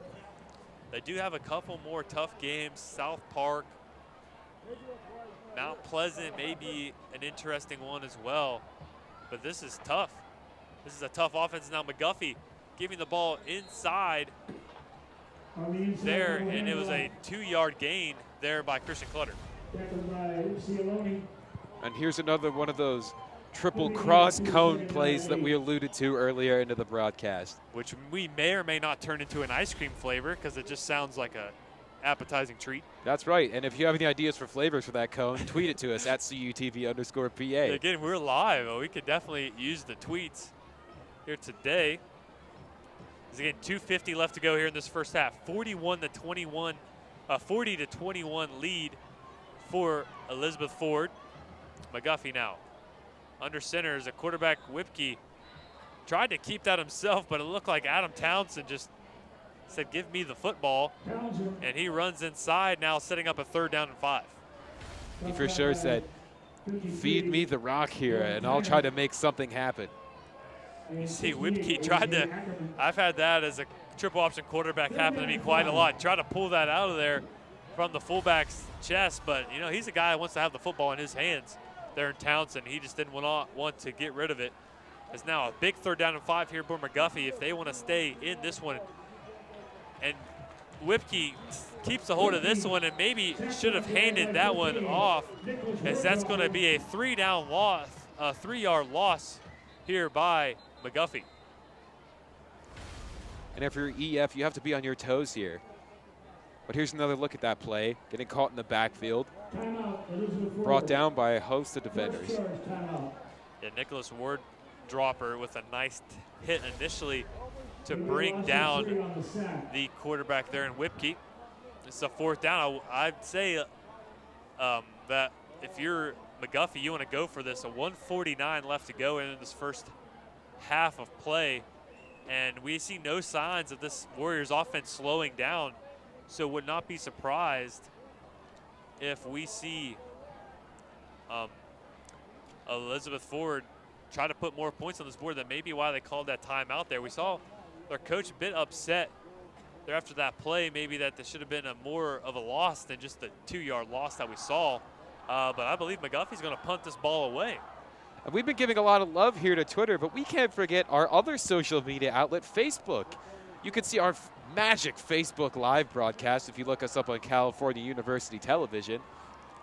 Yeah, definitely keep on the look there for Facebook. It used to be a joke last year that our own Anthony D'Agostino loved his Facebook, but now he's on Twitter just as much as Facebook, so he's a little two-way threat there on the social media as Anthony. And he's having a fun time this evening at the Kraft Hockeyville USA game back on campus. Yeah, definitely fun night there for Anthony. Usually have him here as well on high school football. Missing 2 of our MVPs there, and Stephen Ruffing and Anthony D'Agostino, as the punt is away, and it'll be fielded there by Martic. Martic now picks the ball all the way up to the 45-yard line. So Elizabeth Ford now a great field position to start this drive. And he is just having a studly performance here in this first half of this game. Take another look at this punt to Martic. 1st and 10. If I'm McGuffey, I want to punt that ball out of bounds, get the ball far away as McGuffey, far away as McGuffey can from Martic. As the ball on their own 41-yard line. 1:49 left to play. We've seen 2-minute offense all game pretty much, as they've scored on their first 6 drives here in this one as Elizabeth Ford. And there as quarterback Zachary Benedict is calling out the plays. This jailbreak screen there to Malloy. Malloy with a one man to miss. He makes him miss. Makes a couple guys bring him down there actually at the 18-yard line. But Malloy, a jailbreak screen, picks up a lot of yards there for this Elizabeth Ford offense. And here's a good look at that shake and bake play here by Malloy. And a big shout out to our replay guy, Ryan Kaufman, for having these great looks for us to be able to comment on throughout this half and throughout the rest of the game. Yeah, definitely. It's a nice tackle there by number 10 for McGuffey. Saving a touchdown was Craig McBride. But Elizabeth Ford now driving yet again. 1:30 left to go and counting, and it will be a false start against Elizabeth Ford, as penalties have been the only thing stopping and slowing down this Elizabeth Ford offense. Yeah, for sure. Penalties have been the only thing that have been able to slow them down, because they are full throttle here this evening. And even when the penalties backed them up to a 4th down and 15, Benedict just had a beautiful pass to the core of the end zone and beat it anyways. So even penalties can't even slow down this Elizabeth Ford offense. Just a fantastic performance here this evening. Definitely a fantastic performance. And stay tuned for halftime, as we're going to have the bands for both teams playing here in this one. As Benedict now play action pass rolling out to his right, man in his face, and he gets that ball away. A nice move there by number 25 there in Seth Andres. And a little bit of pushing and shoving after this play, but that will be out of bounds and the clock will stop, and it picks up a 1st down as well. We'll take another look at this swing pass here towards the close sideline to us. Patient, sees him and works his way forward. Nice little jump there mixed in. And it actually will not be enough there for a 1st down. It'll be 2nd down and 1. But something I've noticed on these play action passes, Zachary Benedict, bit of a sleight of hand with him there in the backfield, faking those handoffs. It's pretty artful, you could say, showing some artistic skills, just beautifully moving that ball in and out, faking it to his running backs. And the weird play design there as Benedict is sacked there on that play. It will be a loss of around 5 yards there on that play. Wasn't sure, though. Half the line didn't move initially, as Elizabeth Ford's going to call a timeout. Take a look on replay. They didn't move. They just got beat there, did Elizabeth Ford's front line. This for sure is definitely one of the first or few times this evening that Benedict has felt pressure in the backfield. Yeah. As we look in on the EF huddle here on the sideline. Just heard California has a 49-0 lead over Mapletown. Mapletown. So yeah, California, they have been on a roll all season. That's the team in our neck of the woods back at CTV. Now that we're live, we can kind of talk about that here. California is a team that we need to look out for here in Whitfield football. And I do believe that was one of our pick'em games this week, wasn't it? It was one of our pick'em games, and it would not be. I don't know if Jody High Roller went with Mapletown or not, as he could the possibly. Puppy did. The puppy. I did know go for a with fact Mapletown. the puppy chose Mapletown. So not sure how that's going to work out there, as they're on pace to score 100 points there on Mapletown. The Mapletown running back had a big game last week as well. But now with 3rd down and 7, 58 seconds left to go in this first half. Let's see if Elizabeth Ford can make it 7 for 7 on scoring drives here in this one. Again, a 40-21 ball game. Ball on the 15-yard line. Benedict now dropping back to pass. Has a man open, and he hits, actually, to be a dropped pass there by Benedict. He had a beautiful throw, just receiver there was unable to haul it in. And this is a questionable hit at the end of this play. That's something I thought would have drew a flag. Yeah, seeing a little bit of inconsistency there on those personal foul calls. As Benedict now sitting back in the pocket. Beautiful pass. That's exactly where you want to put it there in Devine. And there we saw that late hit there by number 24 for McGuffey and Dylan McCray. That's very interesting to not see a flag on that. That is definitely something that I think would warrant a flag. as Elizabeth Ford has had success on 4th down, but see if they can pick up another one as they have a trips to the far side of the field. Single receiver in Martic near side. Benedict in the shotgun formation. Benedict now going to go to his favorite target, and he overthrows his intended target of Martic, and they will not be able to make it 7 for 7. McGuffey finally stops this Elizabeth Ford offense. Yeah, and that's something different so far here. As you see this pass on your screen once again. Yeah, Just a little bit too much mustard on that If one. he would have put a little less on it, he could have given his receiver a shot there. Again, we're going to take a look at McGuffey's schedule now. This is their premier matchup here early on in the season here with Elizabeth Forward. And taking on Yock next week at home, it's looking like that could be a possible rebound game here for this Highlanders team. But we'll see what happens in the second half. Yeah, we're not counting out Christian Clutter in this McGuffey offense as they're going to pitch it out to Clutter. Christian now making a nice run, and we're going to see I thought that was a penalty, but that was actually a ball in the backfield there on the sideline. But Clutter there with another nice run. You've got to admire that they don't want to go quietly into the locker room at the half here. Still attempting to make some big plays here with 41 seconds left on the clock. Yeah, 41 seconds left. It's Clutter there. He is just such a great runner. So smooth with the ball in his hands. And again, he's not afraid to just lower his shoulder and deliver a boom to a defender trying to bring him down. We've seen Martic for Elizabeth Ford, but Clutter's been the guy to look out for this McGuffey offense. There's a bit of a hold up in the play here as Elizabeth Ford's actually an injury timeout. Could not tell where the injured player is. Maybe right there. Actually, yeah, he's right on Elizabeth Ford's sideline. Didn't quite see where anyone got taken down there. But what a performance this first half by this Elizabeth Ford offense. 6 out of their 7 drives resulted in touchdowns. That's a very impressive stat. And let's take a look here at our CUTV Sports 1 YouTube page. You could possibly be watching us live there on And our if you are, CUTV1. hi, hello. Good to have you joining us here on this broadcast this evening. I believe it's the first time we've actually gotten the live stream to work, or did it work last week in the high school game? I'm not sure if I it did. do think it The may week have before. worked 2 weeks ago when Danny Beck and I were on the call in Charleroi. I could be wrong, but in the meantime, our break in the action seems to have concluded. Yeah, some fog or smoke rolling in, kind of creating a cool little atmosphere here. It may just be the smoke from the grills. I might be going down to get some more hamburgers or hot dogs here in this area at halftime. Yeah, we'll have to get our hot dog rating in here.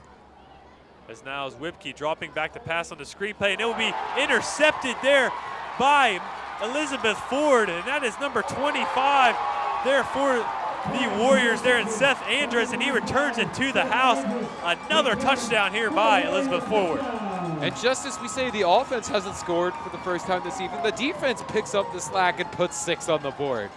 Yeah, nothing to do there for Whipke. Had pressure coming in his face on the screen pass, and he just lobs it up. And man, that's not what you want to do there on the screen play. And Andrus is in the right place at the right time, returns it to the house for 6 more points, and stiff arms the guy at the end there. Looks like he may have been injured there, but he gets up and runs off to the sideline. So again, this offense is rolling here. Actually, the defense now picking up points here for the Warriors. As there you see Andrus kind of shaken up after that one.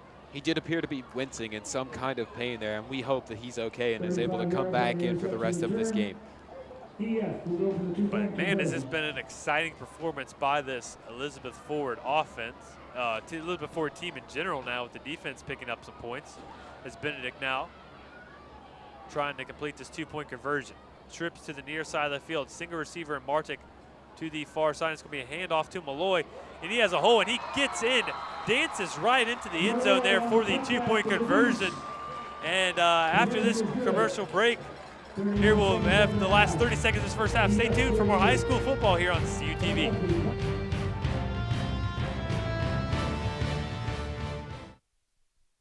Since 1937, the Student Association Incorporated, known as SAI, has served the Cal U student body by providing activities, programs, and services. Every enrolled student has the ability to take part in over 125 different clubs and organizations. Managing participation in every SAI activity is easy with OrgSync, a powerful tool for staying connected. Located 1 mile from campus, the SAI Farm has 94 acres of meeting and recreational space. SAI, it's your student association.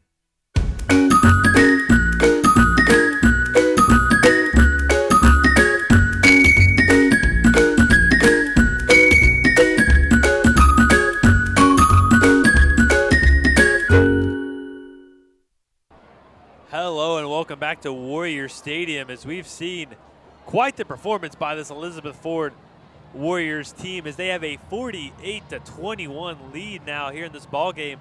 Only 31 seconds left to play, and it's just been guys all over the field. Offense, defense. Have yet to see the special team score, but would not be surprised to see Martic maybe return a kick here if he gets a chance here in the second half.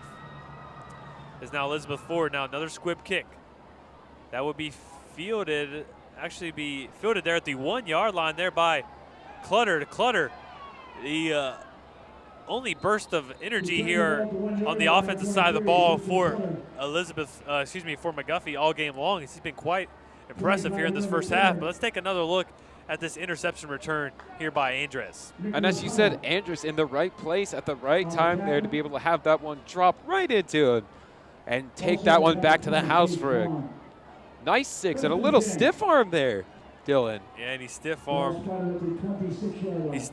McGuffey's crowd there. And again, the 2-point conversion look as the big boy there, and Brian Malloy, gets into the end zone. Would not be surprised to see McGuffey just take this one into halftime as they are now under center, giving the ball up the middle there to Townsend. He picks up around 8 yards there on that play. Again, no timeouts for McGuffey.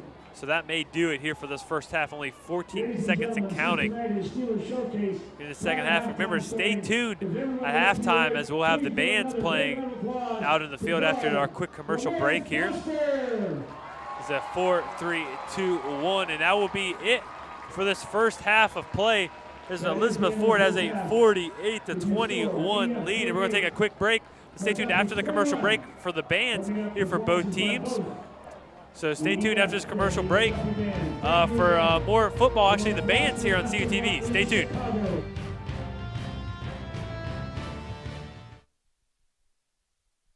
The longest student-produced show on CUTV.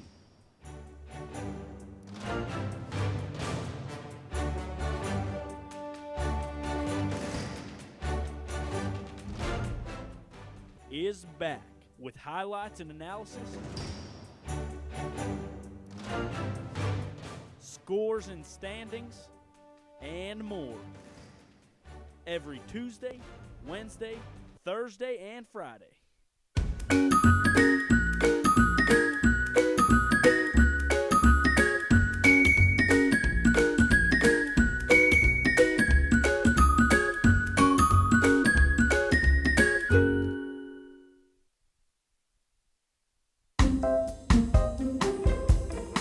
Dylan, what's wrong, man? I just don't know how my family back home in Buchanan, West Virginia can watch our stuff up here. They can follow us on Twitter, or they can like us on Facebook. That's awesome. What about our sports? How can they watch that? They could watch it live right on our YouTube channel. Awesome, man. Thanks. You're welcome.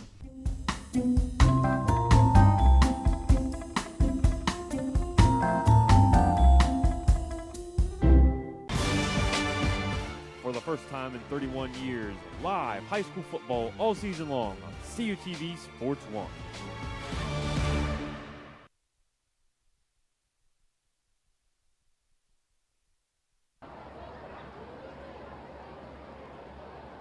As we have the bands performing now, sit back, relax, and enjoy this halftime band performance by both teams.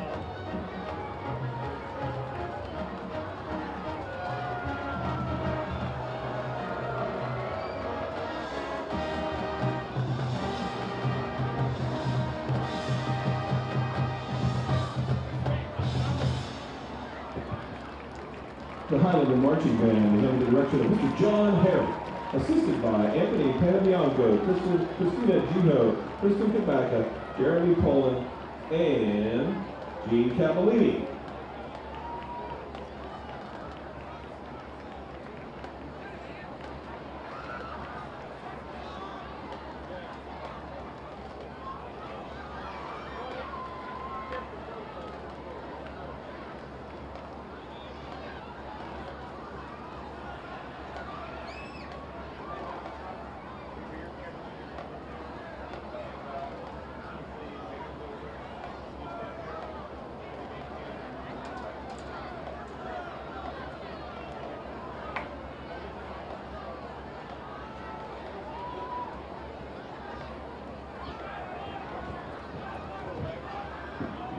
Good evening, ladies and gentlemen.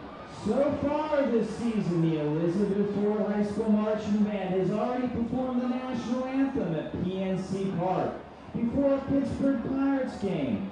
And we did the Fall Fantasy Parade at Kennywood Park. And we're looking forward to performing at the Fort Ligonier Days Parade on October 14th. And the Magic Kingdom in Walt Disney World in February 2018. Tonight, the music you'll be hearing features the Elizabeth Ford High School alma mater, written in a variety of different styles. The Elizabeth Ford High School Marching Band is proud to present their show for the 2017 season, A Warrior's Journey. Please sit back, relax, and enjoy the Elizabeth Ford High School Marching Band's performance of A Warrior's Journey, led by our drum major, Mr. Owen Mylander.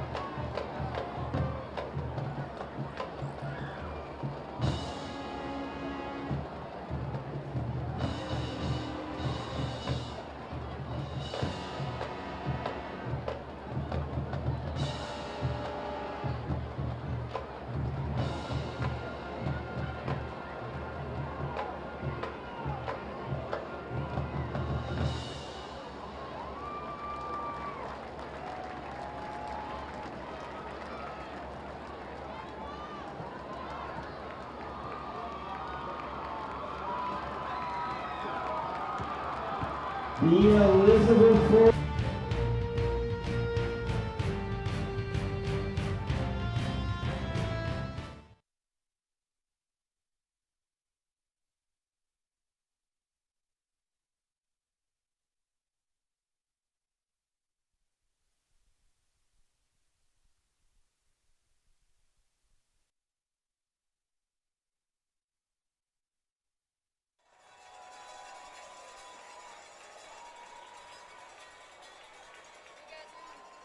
Hello and welcome back here to the second half of the Elizabeth Ford Warriors taking on the McGuffey Highlanders, and it's been an exciting first half, hasn't it, Colin? For sure, and we've got lots of highlights to show you here before the second half kickoff starts. Lots of great passes, lots of great runs, all sorts of good things. The offense is really going right for both of these teams. Yeah, and Christian Clutter there has been the spark on offense for McGuffey here, and here's a nice run there by the quarterback for Elizabeth Ford there in Zachary Benedict, and he has another dime there. That could be a dilly dime as well. We've got lots of dilly dimes here, and Gavin Martic has been the receiver of multiple of those dilly dimes here today. We haven't seen it yet, but Christian Clutter may have had the run of the year here on CUTV. And we're only in, what, the fourth week of the season? Yeah, definitely it's contention for play of the year. And there's Martic. Excuse me, that wasn't Martic there, but that was Benedict with a nice touchdown throw. And there's Benedict again here on the two-point conversion, running across and throwing that one in there to his receiver. Good grab by Nathan Alberts. And here's the run, possibly the play of the year candidate, Christian Clutter, breaking 6 tackles here on this one, eluding the rush. And you can hear in the background, the fans here for Elizabeth Ford are out in full force here cheering on their team. But Christian Clutter, maybe the play of the year here on CUTV. A great, solid, and strength-powered run here. Malloy had a nice first half himself there. Don't have stats on them here, but Malloy had a heck of a ball game himself. There he is. Who else but Gavin Martic again, finding the end zone. Yeah, 3 Here's touchdowns that pick 6 for Martic there in that first half. But again, yeah, as Colin said, pick 6 there. As soon as the offense didn't get points on the board, the defense came right back and picked up some as well. Seth Andrews making sure that the defense is heard in this game. And then another 2-point conversion run by Brian Malloy, making sure that his hat's in the ring. Let's check out our CUTV high school football game of the week schedule. This week we have McGuffey at Elizabeth Ford, but Colin, next week, big game there, Franklin Regional at Collinsville, and then October 6th is our PCN game. That's right, PCN game will be across the whole state, and that should be a cool game to tune into, so that way you can see a great game with Trinity at Bell Vernon and see that interesting colored turf there. Yeah, the gold turf there at Bell Vernon. And then October 13th, be able to see California again this season. We saw them play at Brownsville, but again, the high-powered offense, triple option attack, just like we're seeing here tonight with McGuffey. We see a triple option attack there for California again, and they have some exciting players leading the way for them, especially there with Cochise Ryan there, running back for California, in our upcoming broadcast here on CUTV. Tomorrow afternoon, we'll have PSAC West play kicking off with Seton Hill, the Griffins visiting the number 5 ranked Vulcans of California. And then, as Dylan said, next week we'll have another high school football game of the week for you. And then a huge rivalry battle next weekend, 6 p.m. in Slippery Rock. The Vulcans hit the road. And Danny Beck, who may be full-time directing now in the truck there, him and I will be, after that Slippery Rock game, going to Dover, Delaware for a NASCAR race. So long night for us after driving after that 6 p.m. kickoff of Slippery Rock, driving out to Danny's house in Harrisburg, and then driving down to Delaware the next morning. I do believe that's called the Monster Mile, if I'm not mistaken. It is the Monster Mile, and it'll be an exciting race there for sure. I've never been to a NASCAR race. That's definitely something I'll have to check off my sports bucket list at some time. We might have a chance, might have to take you out to Pocono there, right in your neck of the woods. Take you out there to a NASCAR race, and you might hear the fire truck in the background. Fire truck, a real fire truck here actually for Elizabeth Ford here in attendance in the end zone there. I'm gonna guess and go on a limb. I'm gonna get out the compass here, see what end zone this is, north or south. Let's get the old handy dandy compass out. And it's the south end zone down there. They have the fire truck down there providing some extra noise to get these fans all riled up. It's definitely one of the coolest entrances I've seen so far as we've been traveling around in our Game of the Week circuit. My high school, we had a cannon at our that we came out with. Old-fashioned pirate cannon they shot off when we ran out. And we raised the Jolly Roger before we ran out, and then ran out to a Pirates cannon. So it was pretty exciting there for the old Mountain Pirates back in West Virginia. Well, that certainly sounds like a fun time. I mean, having a cannon and a Jolly Roger, you're definitely keeping the good old pirate theme alive and well. Now, I know back in good old Millersburg, PA, the tradition was, if you're familiar with Florida State's fight song, the On the Warpath and whatnot, that was the thing that we would play every time. Of course, granted, I didn't play football, and I was a band member at that point, but we would always make sure that they had a great entrance to come into. See if I get the tune right here. Oh, that chant? Is that what you're talking about? Correct. Oh, nice. Right on target there. Hope you guys like the old pipes here with a little warrior chant myself. I'm surprised they don't have something like this here with Elizabeth Ford. They have a fire truck instead. You can't go wrong with a fire truck. You can't go wrong with high school football traditions in general. Every team has multiple ones, and it's cool every time to come out to a new place and see something you've never seen before, like a fire truck in the end zone. I love fire trucks, actually. That's pretty cool to see one in the end zone. Let's get this second half underway as Elizabeth Ford now kicks one out of bounds. See if a penalty flag comes out, and it does. I'm still surprised earlier on in the game when we did not see a penalty flag for a kick out of bounds. I mean, perhaps we could have missed, maybe some contact with a player, but still, that's definitely an interesting thing to bring up from that last half of football. But it was an exciting first half of football as Elizabeth Forward put up 48 points. I know we'll have the, if they keep scoring and holding McGuffey to not scoring, we'll have the mercy rule come into effect. But they're on pace to score over 90 points here in this one. So definitely a high-powered offense for sure there in Elizabeth Forward. Now McGuffey trying to get this second half started on the right track.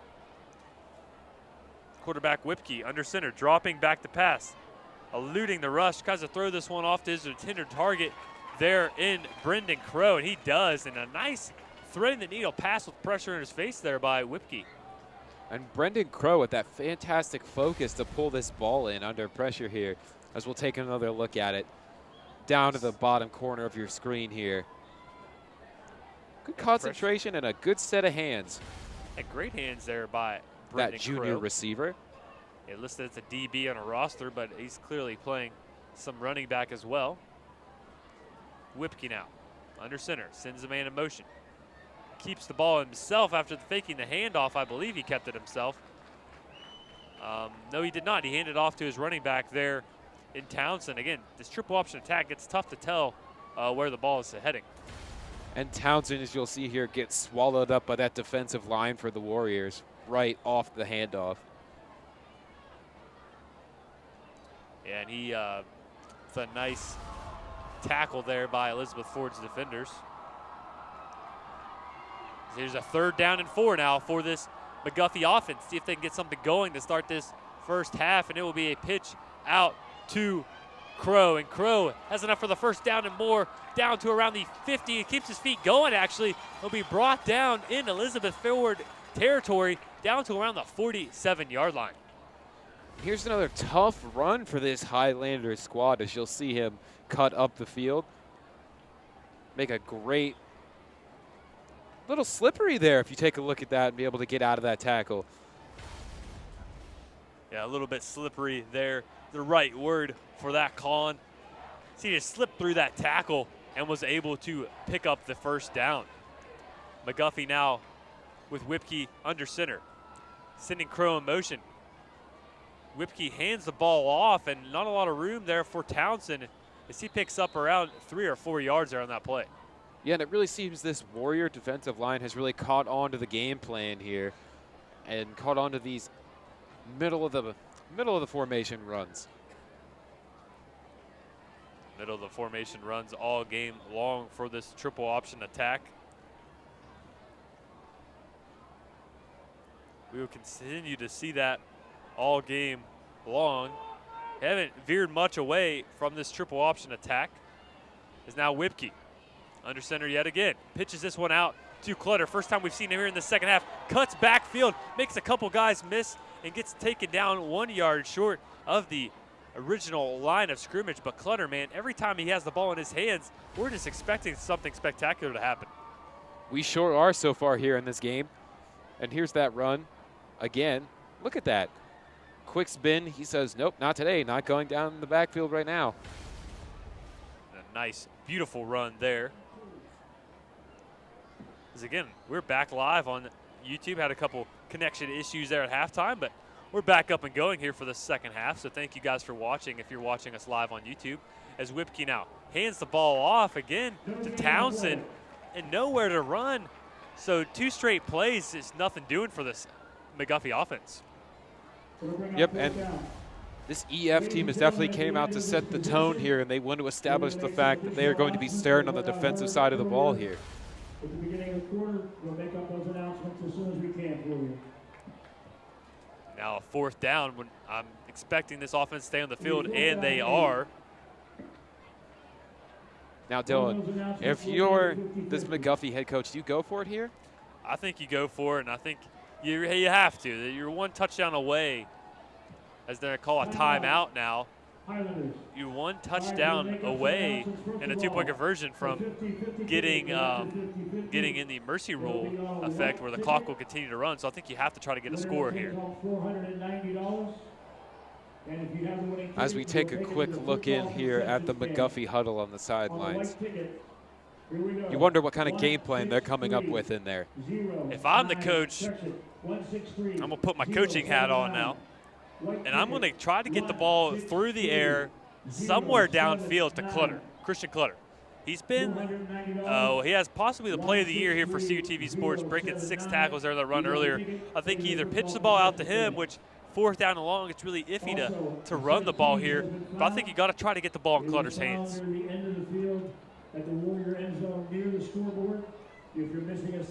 As everybody resets here on the field, ready for this 4th down. 4th and 8.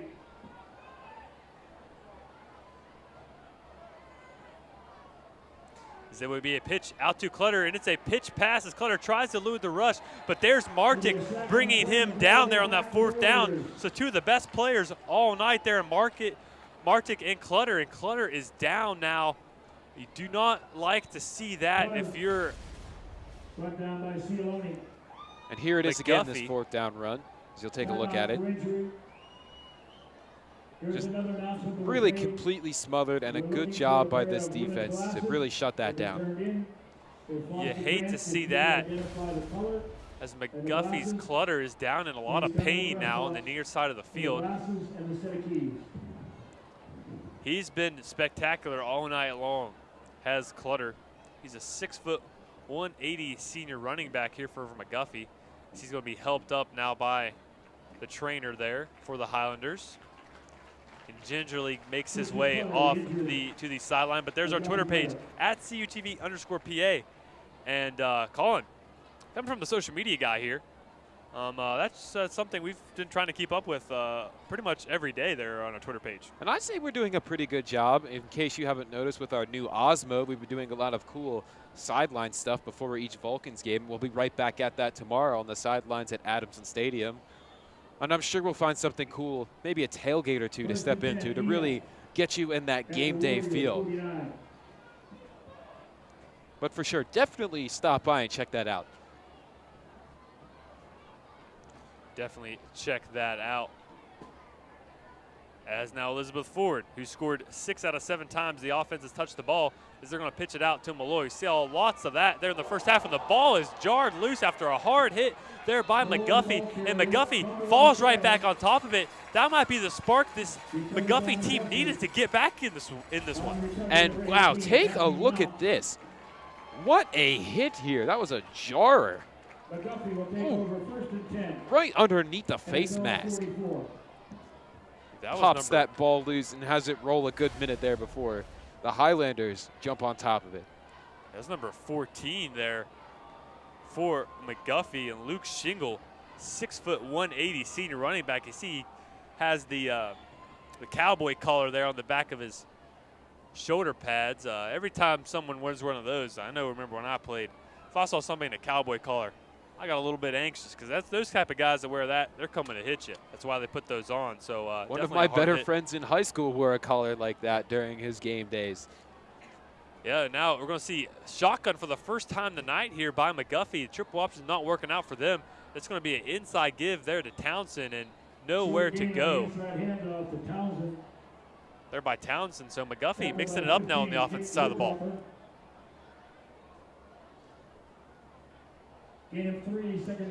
Take a look maybe at this replay. Got nothing going here, but again, back in the shotgun formation. Cannot see if Clutter is back out there on the field, if he's still getting attended to by the training staff. But Townsend there, the sidecar for Whipke. Whipke now keeping the ball himself out to the left side of the field. He will pick up around 4 or 5 yards there. Being very close to McGuffey first down. And that's textbook on a low snap like this.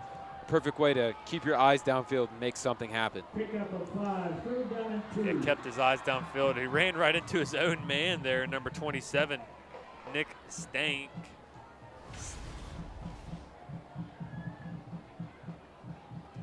As as now that sets up a 3rd down and short. McGuffey has not been successful on a lot of these 3rd downs. They've had to punt the ball away quite a few times here tonight. Now they're going to be back in that shotgun look. Trips to the near side of the field. They're going to hand that ball off up the middle. And that just got right back to the line of scrimmage. Was Townsend there on that one. And the Highlanders are really getting stifled here on offense to start this 3rd quarter. Another big stand by the Warriors defense.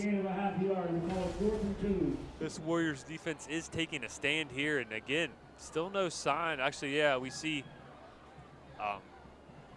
Clutter now getting attended to and is back there by the training staff for McGuffey. Back in the triple option look here. Back in the flex bone formation actually here for McGuffey. It's going to be an inside give there to Townsend. And the center of this Elizabeth Ford defense makes a huge stop there on another 4th down here by No, McGuffey. sir. This line continues to stand tall here to open up the second half of this game, as you'll see it here again. Just nowhere for him to go. Absolutely nowhere for Townsend to go there. The front line of this defense stepping up big. For sure. And you wonder what this EF offense has in store for us here in the second half. Definitely to see if they continue the ball in the air. Would not be surprised to see Benedict with a couple nice throws. They're actually going to hand the ball off here to a new face there running back. And that's number 24, Christopher McCossie. McCossie, that's how they pronounce that. And you'll get to see this run by the junior here. First time we've seen him here tonight. Again, we saw Malloy there in that first half. Brian Malloy, the 5'11 senior, had a nice game himself there. And just when you're at this point in the ball game, just trying to get some younger guys some work there if you're Elizabeth Ford. It's going to be a handoff again. This time back to Malloy as he gets around 2 yards there on that play. It's going to set up a 3rd down and long here for this Elizabeth Ford offense. And Malloy also has nowhere to go here. Both of these defensive lines are really taking a stand on the run here. This game's slowed down a lot here in the second half. It was back and forth through the air, on the ground there in the first half. But this 3rd quarter's gone by fairly quickly compared to the rest of the game. Just around 4 minutes and 45 seconds left to go. We have trips to the near side of the field for Elizabeth Ford. Benedict now dropping back to pass, and he has a low ball there to number 20, Chase Vaughn, unable to corral that catch. And Chase Vaughn here just a few steps ahead of this ball, unable to really throw himself back and be able to make a grab here. Take another look at this replay. It's just A too good low effort for his nonetheless. intended target. Deep receive, Dylan McCreary. In punt formation, 16. And now Elizabeth Ford back to punt. First time we've seen the punting team out here for the Warriors all night long. And it'll be a high, short kick for Elizabeth Ford. Take a friendly Warrior bounce, and it will drop around the 26-yard line. So McGuffey now, with the first time they've stopped the Elizabeth Ford team there on a 3-and-out. And Dylan, I'd venture to say so far in this game, perhaps punting might not be these teams' forte.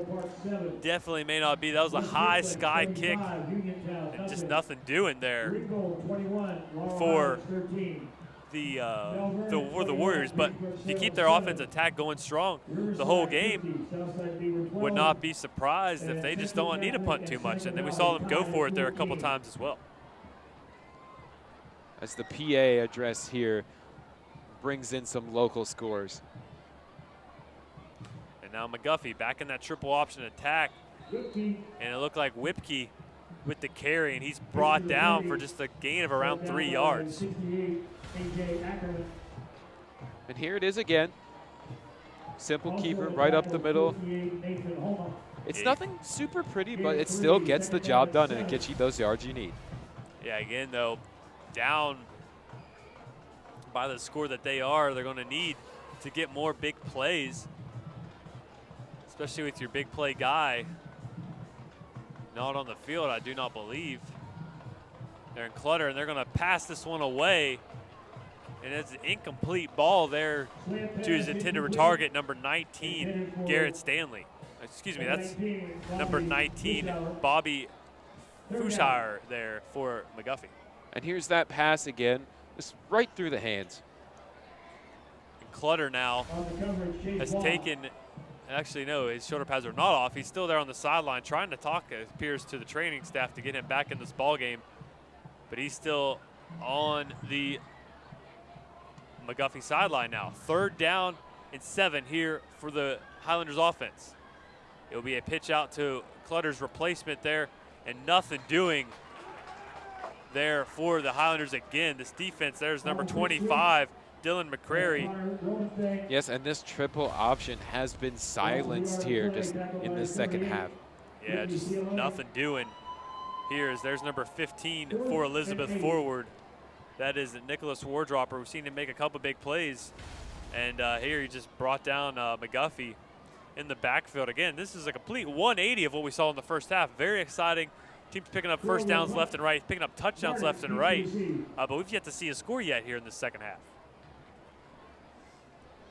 As Crow's punt is away, it's fielded there by Martic. Martic trying to make a couple guys miss, and he's taken down at the 46-yard line in McGuffey territory. 45-yard line, excuse me. And there's another good return from Martic once again here in this game. Here it is again. Martic is definitely the big play guy here for this Elizabeth Forward Warriors team. As he makes his way up on special teams.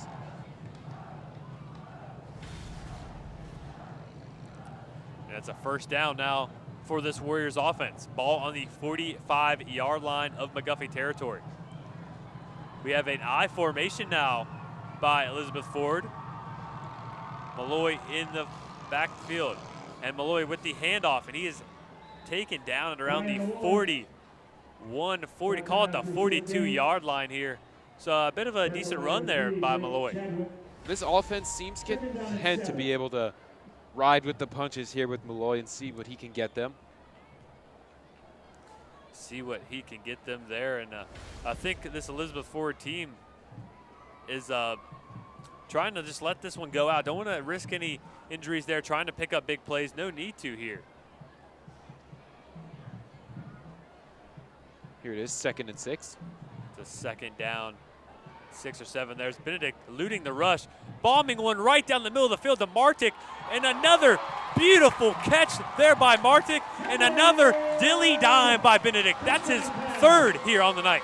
Just as I say they're content to run the football, they come and surprise us both and chuck a long-range bomb down the field once again. Here it is, take a look. Beautiful spiral throw. And Martic is having himself a game this evening. What an effort. What an effort for sure. His 4th touchdown catch here in this ball game for Martic. You see him there. What a fantastic performance. He's got to be on some watch lists as well, maybe a player of the week in the region here. Martic, 4 touchdown catches. Cannot forget about Zachary Benedict. Did a great job eluding the rush and picking up that touchdown. If they pick up this 2-point conversion, though, we will be at the mercy rule, and it will be continuous clock from here on out. As Benedict will pitch the ball off there to Andres, and Andres gets into the end zone. Elizabeth Ford takes a commanding 56-21 lead. Stay tuned for more high school football here at CTV after this commercial break. Friday Night Lights shine on CUTV. August 25th, California at Brownsville. September 1st, Monessen at Carmichaels. September 8th, Southmoreland at Charleroi. September 22nd, McGuffey at Elizabeth Forward. September 29th, Franklin Regional at Connellsville. October 6th, Trinity at Bell Vernon. October 13th, Rochester at California. October 20th, Newcastle at Ringgold. October 27th, Washington at Best Center. Live on CUTV Sports 1, tape delay, CUTV.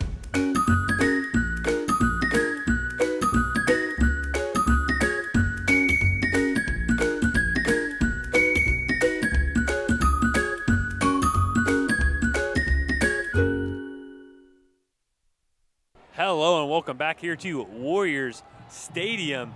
And boy, what a performance here tonight by Gavin Martic, the senior 6'3" wide receiver. 4-touchdown night there for the senior. And this is definitely going to be a super memorable performance for him looking back on his football career. As now another pooch kick there by Elizabeth Ford, and McGuffey's returner, Adam Townsend, just drops down there at the 20-yard line. And there is Gavin Martic once again. That's a 2-yard return for tackle made by R.J. Lucchino. 1st and 10.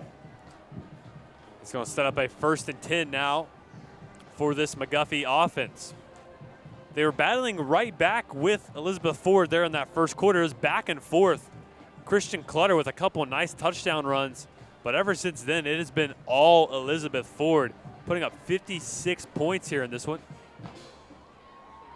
And it's going to be an inside give here to Townsend, and Townsend keeps his feet moving, picks up around 6 or 7 yards there, call it 7.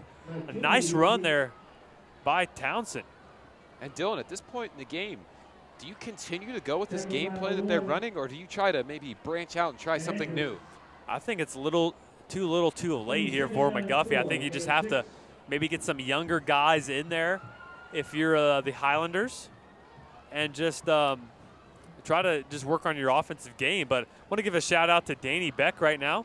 I think he's calling the shots himself here as Gary Smith's up here in the booth. So Danny Beck calling the shots on his own there at the director. And it will be a miscommunication there, it looked like, as Whipkey with nowhere to go there on that one. Yeah, and a big shout out to Danny. He's looking like a seasoned pro as we sit here and watch our replay and whatnot.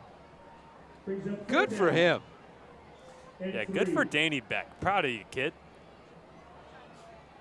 We've got 34 seconds left here in this third quarter.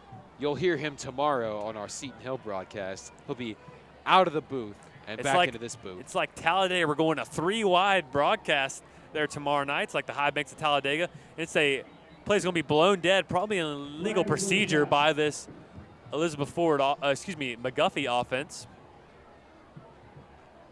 And it will be a false start against the Highlanders, setting them back again for another 3rd down and long. We've seen that a couple times here in this second half. Yeah, it's definitely been a reoccurring theme here in the second half. And we'll see just what happens here. It is a 3rd and 8, and that may do it here for this third quarter of play. We're going to stay here. We're not going to take a commercial break. We're going to stay here, do a little hot dog score, as it will be the end of the third quarter. Elizabeth Ford with a 56-21 lead over McGuffey. And let's get that hot dog score up there and ready. I have to tell you, I am very impressed here, Colin, tonight by this concession stand here at Elizabeth Ford. Yeah, this concession stand is phenomenal. We've had some great food, like a great cheeseburger we had earlier, and the fries, fantastic. We got them fresh out the fryer. And 9.73.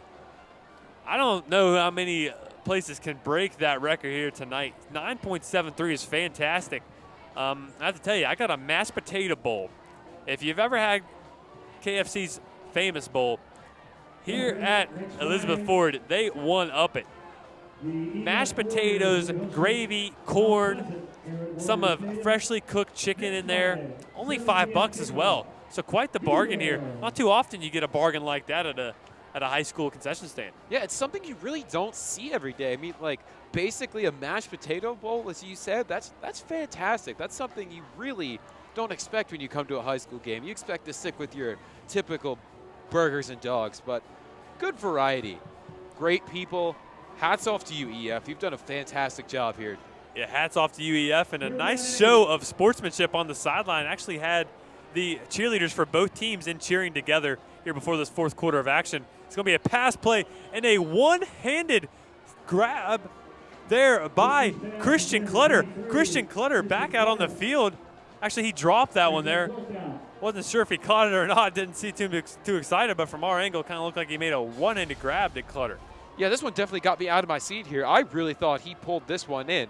And I was about to say that right there, 100% is a Blue Ribbon play. Yeah, definitely, but he was unable to corral that ball.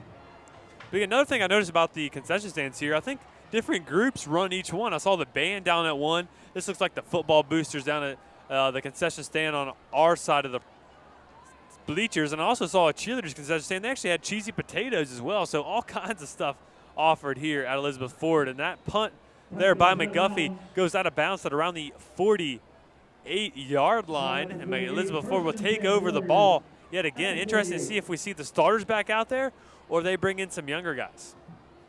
And as you said earlier, a smorgasbord of choices for us downstairs. Quite the word you just used there, Colin. I know that me being a math and meteorology guy could not possibly come up with a word like that. So props to you, Colin, with the fire word choice. I dabble in the vocabulary area, I do say. And now Elizabeth Ford back out on the offense side of the ball. I still see Malloy and Benedict out there for Elizabeth Ford. They give the ball off to Malloy. Malloy trying to break some tackles. He's brought down by Christian Clutter again. All over the field there for McGuffey. Got injured, but he's back out there. And a nice run there by Malloy.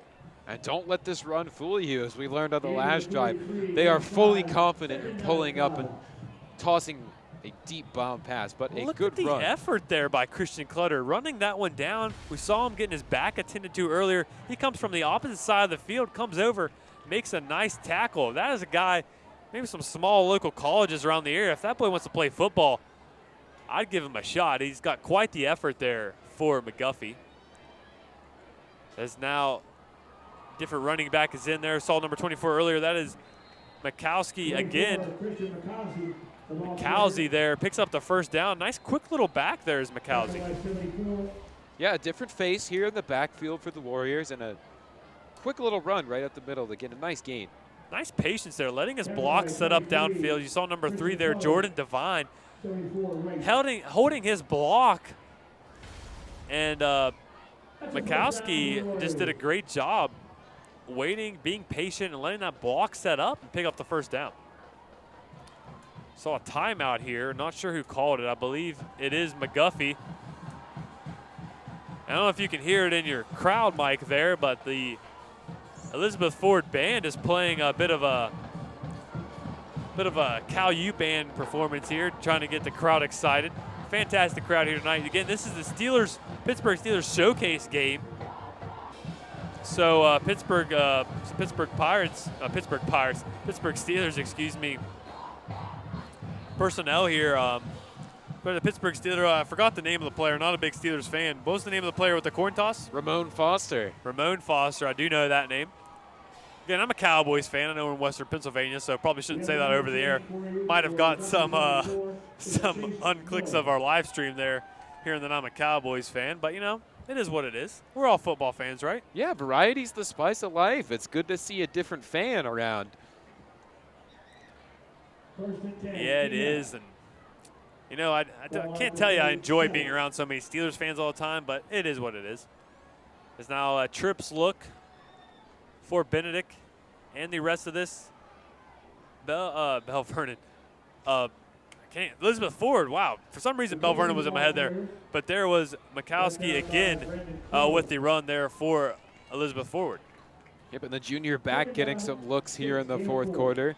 Definitely showing he's a very capable number 2. Yeah, definitely very capable back. Patient running back there is I'm not sure how you pronounce it. I think it's Makosey. Makossey. How would you pronounce it? I guess you could probably go with Mikowski, all sorts of different pronunciations. With a name like Godet, I get that a lot. Nobody knows how to pronounce my name, but they're nowhere for Makosey to run. Makosey there, as we hear it from the I'll be completely honest with you. announcer. When we first met, I thought your last name was pronounced Gaudet. Gaudet? Well, I've heard quite the trio, you could say, if last name's Gaudet, Gaudet, however they choose to say it, as that's going to set up a 3rd down and long now. Might be where we see Benedict going through the air yet again. Maybe another dilly dime, as pretty much all of his touchdown passes have been dimes out there. Some very nice dilly dimes. And that's definitely something that's going to need to be worked into high school roundup. Definitely may need to get worked out, but definitely some a false start there by this Elizabeth Forward offense. Going to set them back even further. 8:21 left to go. Clock's not, actually it is now going to start running yet again. The 8:20 left to go here in this ball game. 3rd down and call it 17, excuse me, here for Elizabeth Forward. Do not see Martic out there, receiver position. Still see Benedict there at quarterback, and it's going to be a pitch off there to McCosey, and McCosey brought down for a huge loss of around 7 yards there on that play. Nice job by McGuffey's defense with the stop. And it's important to note here that the clock is continuing to run. On the loss brings up 4th down. It is continuing to run with the mercy rule in effect. 4th and 24. I think it's in effect. Still don't know that rule off the top of my head. I think it's 35 points. I think that's what it is. So that's why it's continuing to run. As a bit of a better kick here by Elizabeth Forward. Be out of bounds at probably around the 25-yard line. And it's actually going to be the 26-yard line. So excuse me there. As again, this offense for Elizabeth Forward's kind of slowed down now. I'm telling you, this interstate conference, this is a team that you're going to have to watch out for. Talent all across the board. You have quarterback there in Zachary Benedict, who's just played outstanding all game long. You have wide receiver Gavin Martic, and he's just done fantastic as well. 4 touchdown catches. Can't ask for much more. One of probably the best games in his career there in Martic. And then you have Brian Malloy in the backfield. If you want to run the ball, you have a big running back there, 5'11", 218, to carry the load on the ground, as I almost fell out of my seat there. Excuse me. As McGuffey now, I believe that is Townsend, brought down in the backfield for a loss of around, actually Marshall Whipke, the quarterback there, brought down for a loss of 6 there on that play. And as you'll see right here, this defense, as I've been saying so far in the second half, they are really clamping down. And here's a 2nd down and 16 for the Highlanders.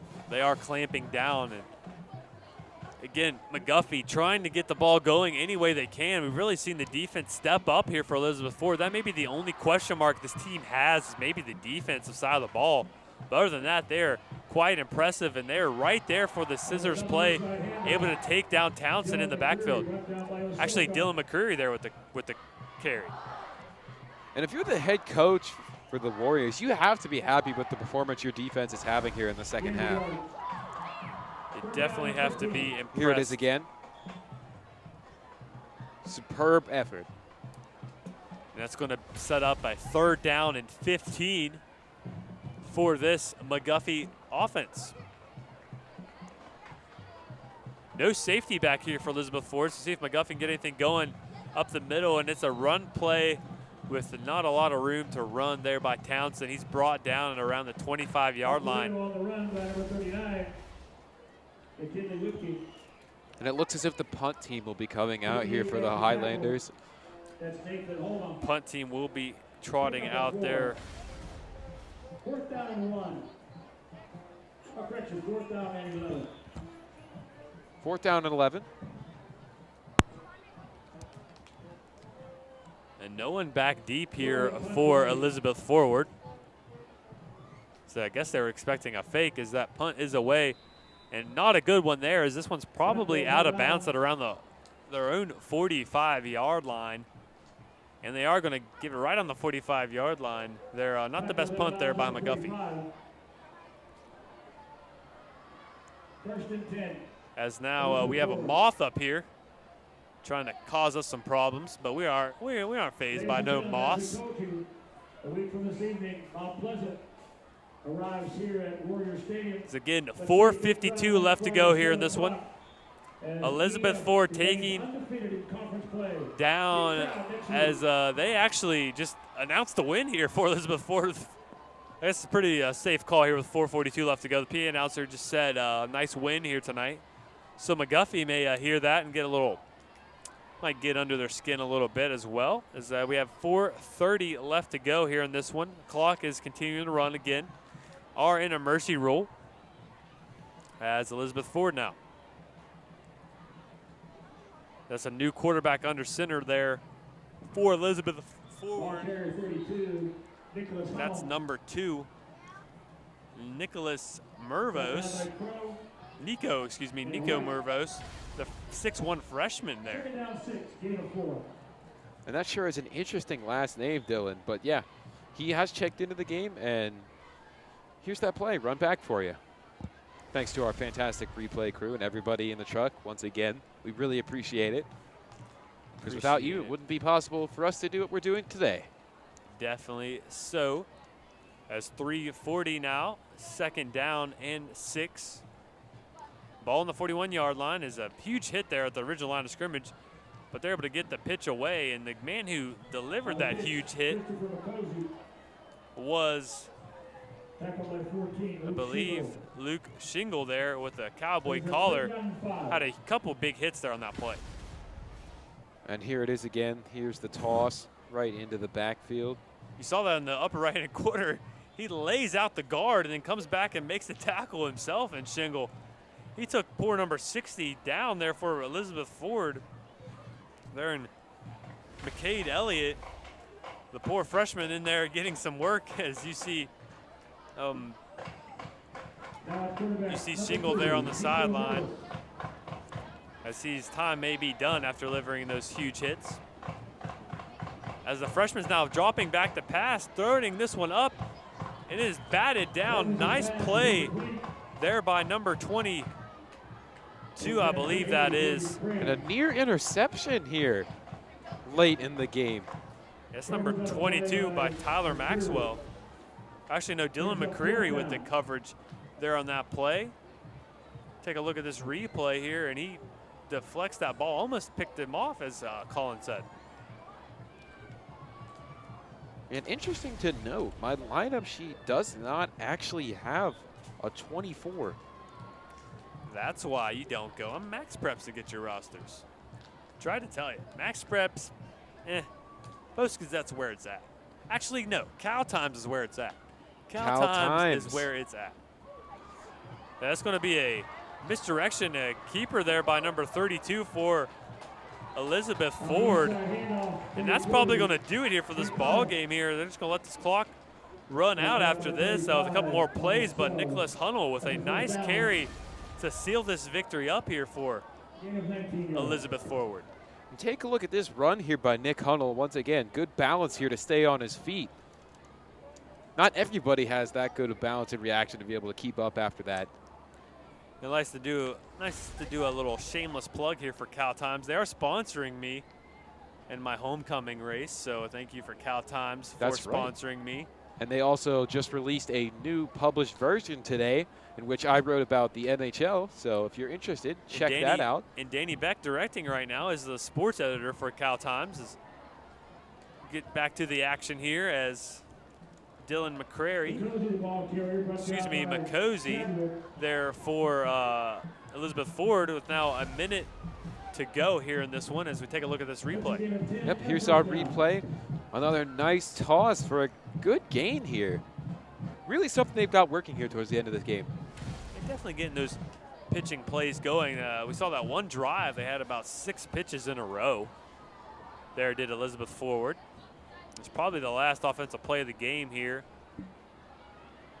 as Cozy trying to find some room and nowhere to run there for McCozy. We're actually going to need one more play, I believe, there, as it will be the end. Actually, they're probably going to let this clock run out now.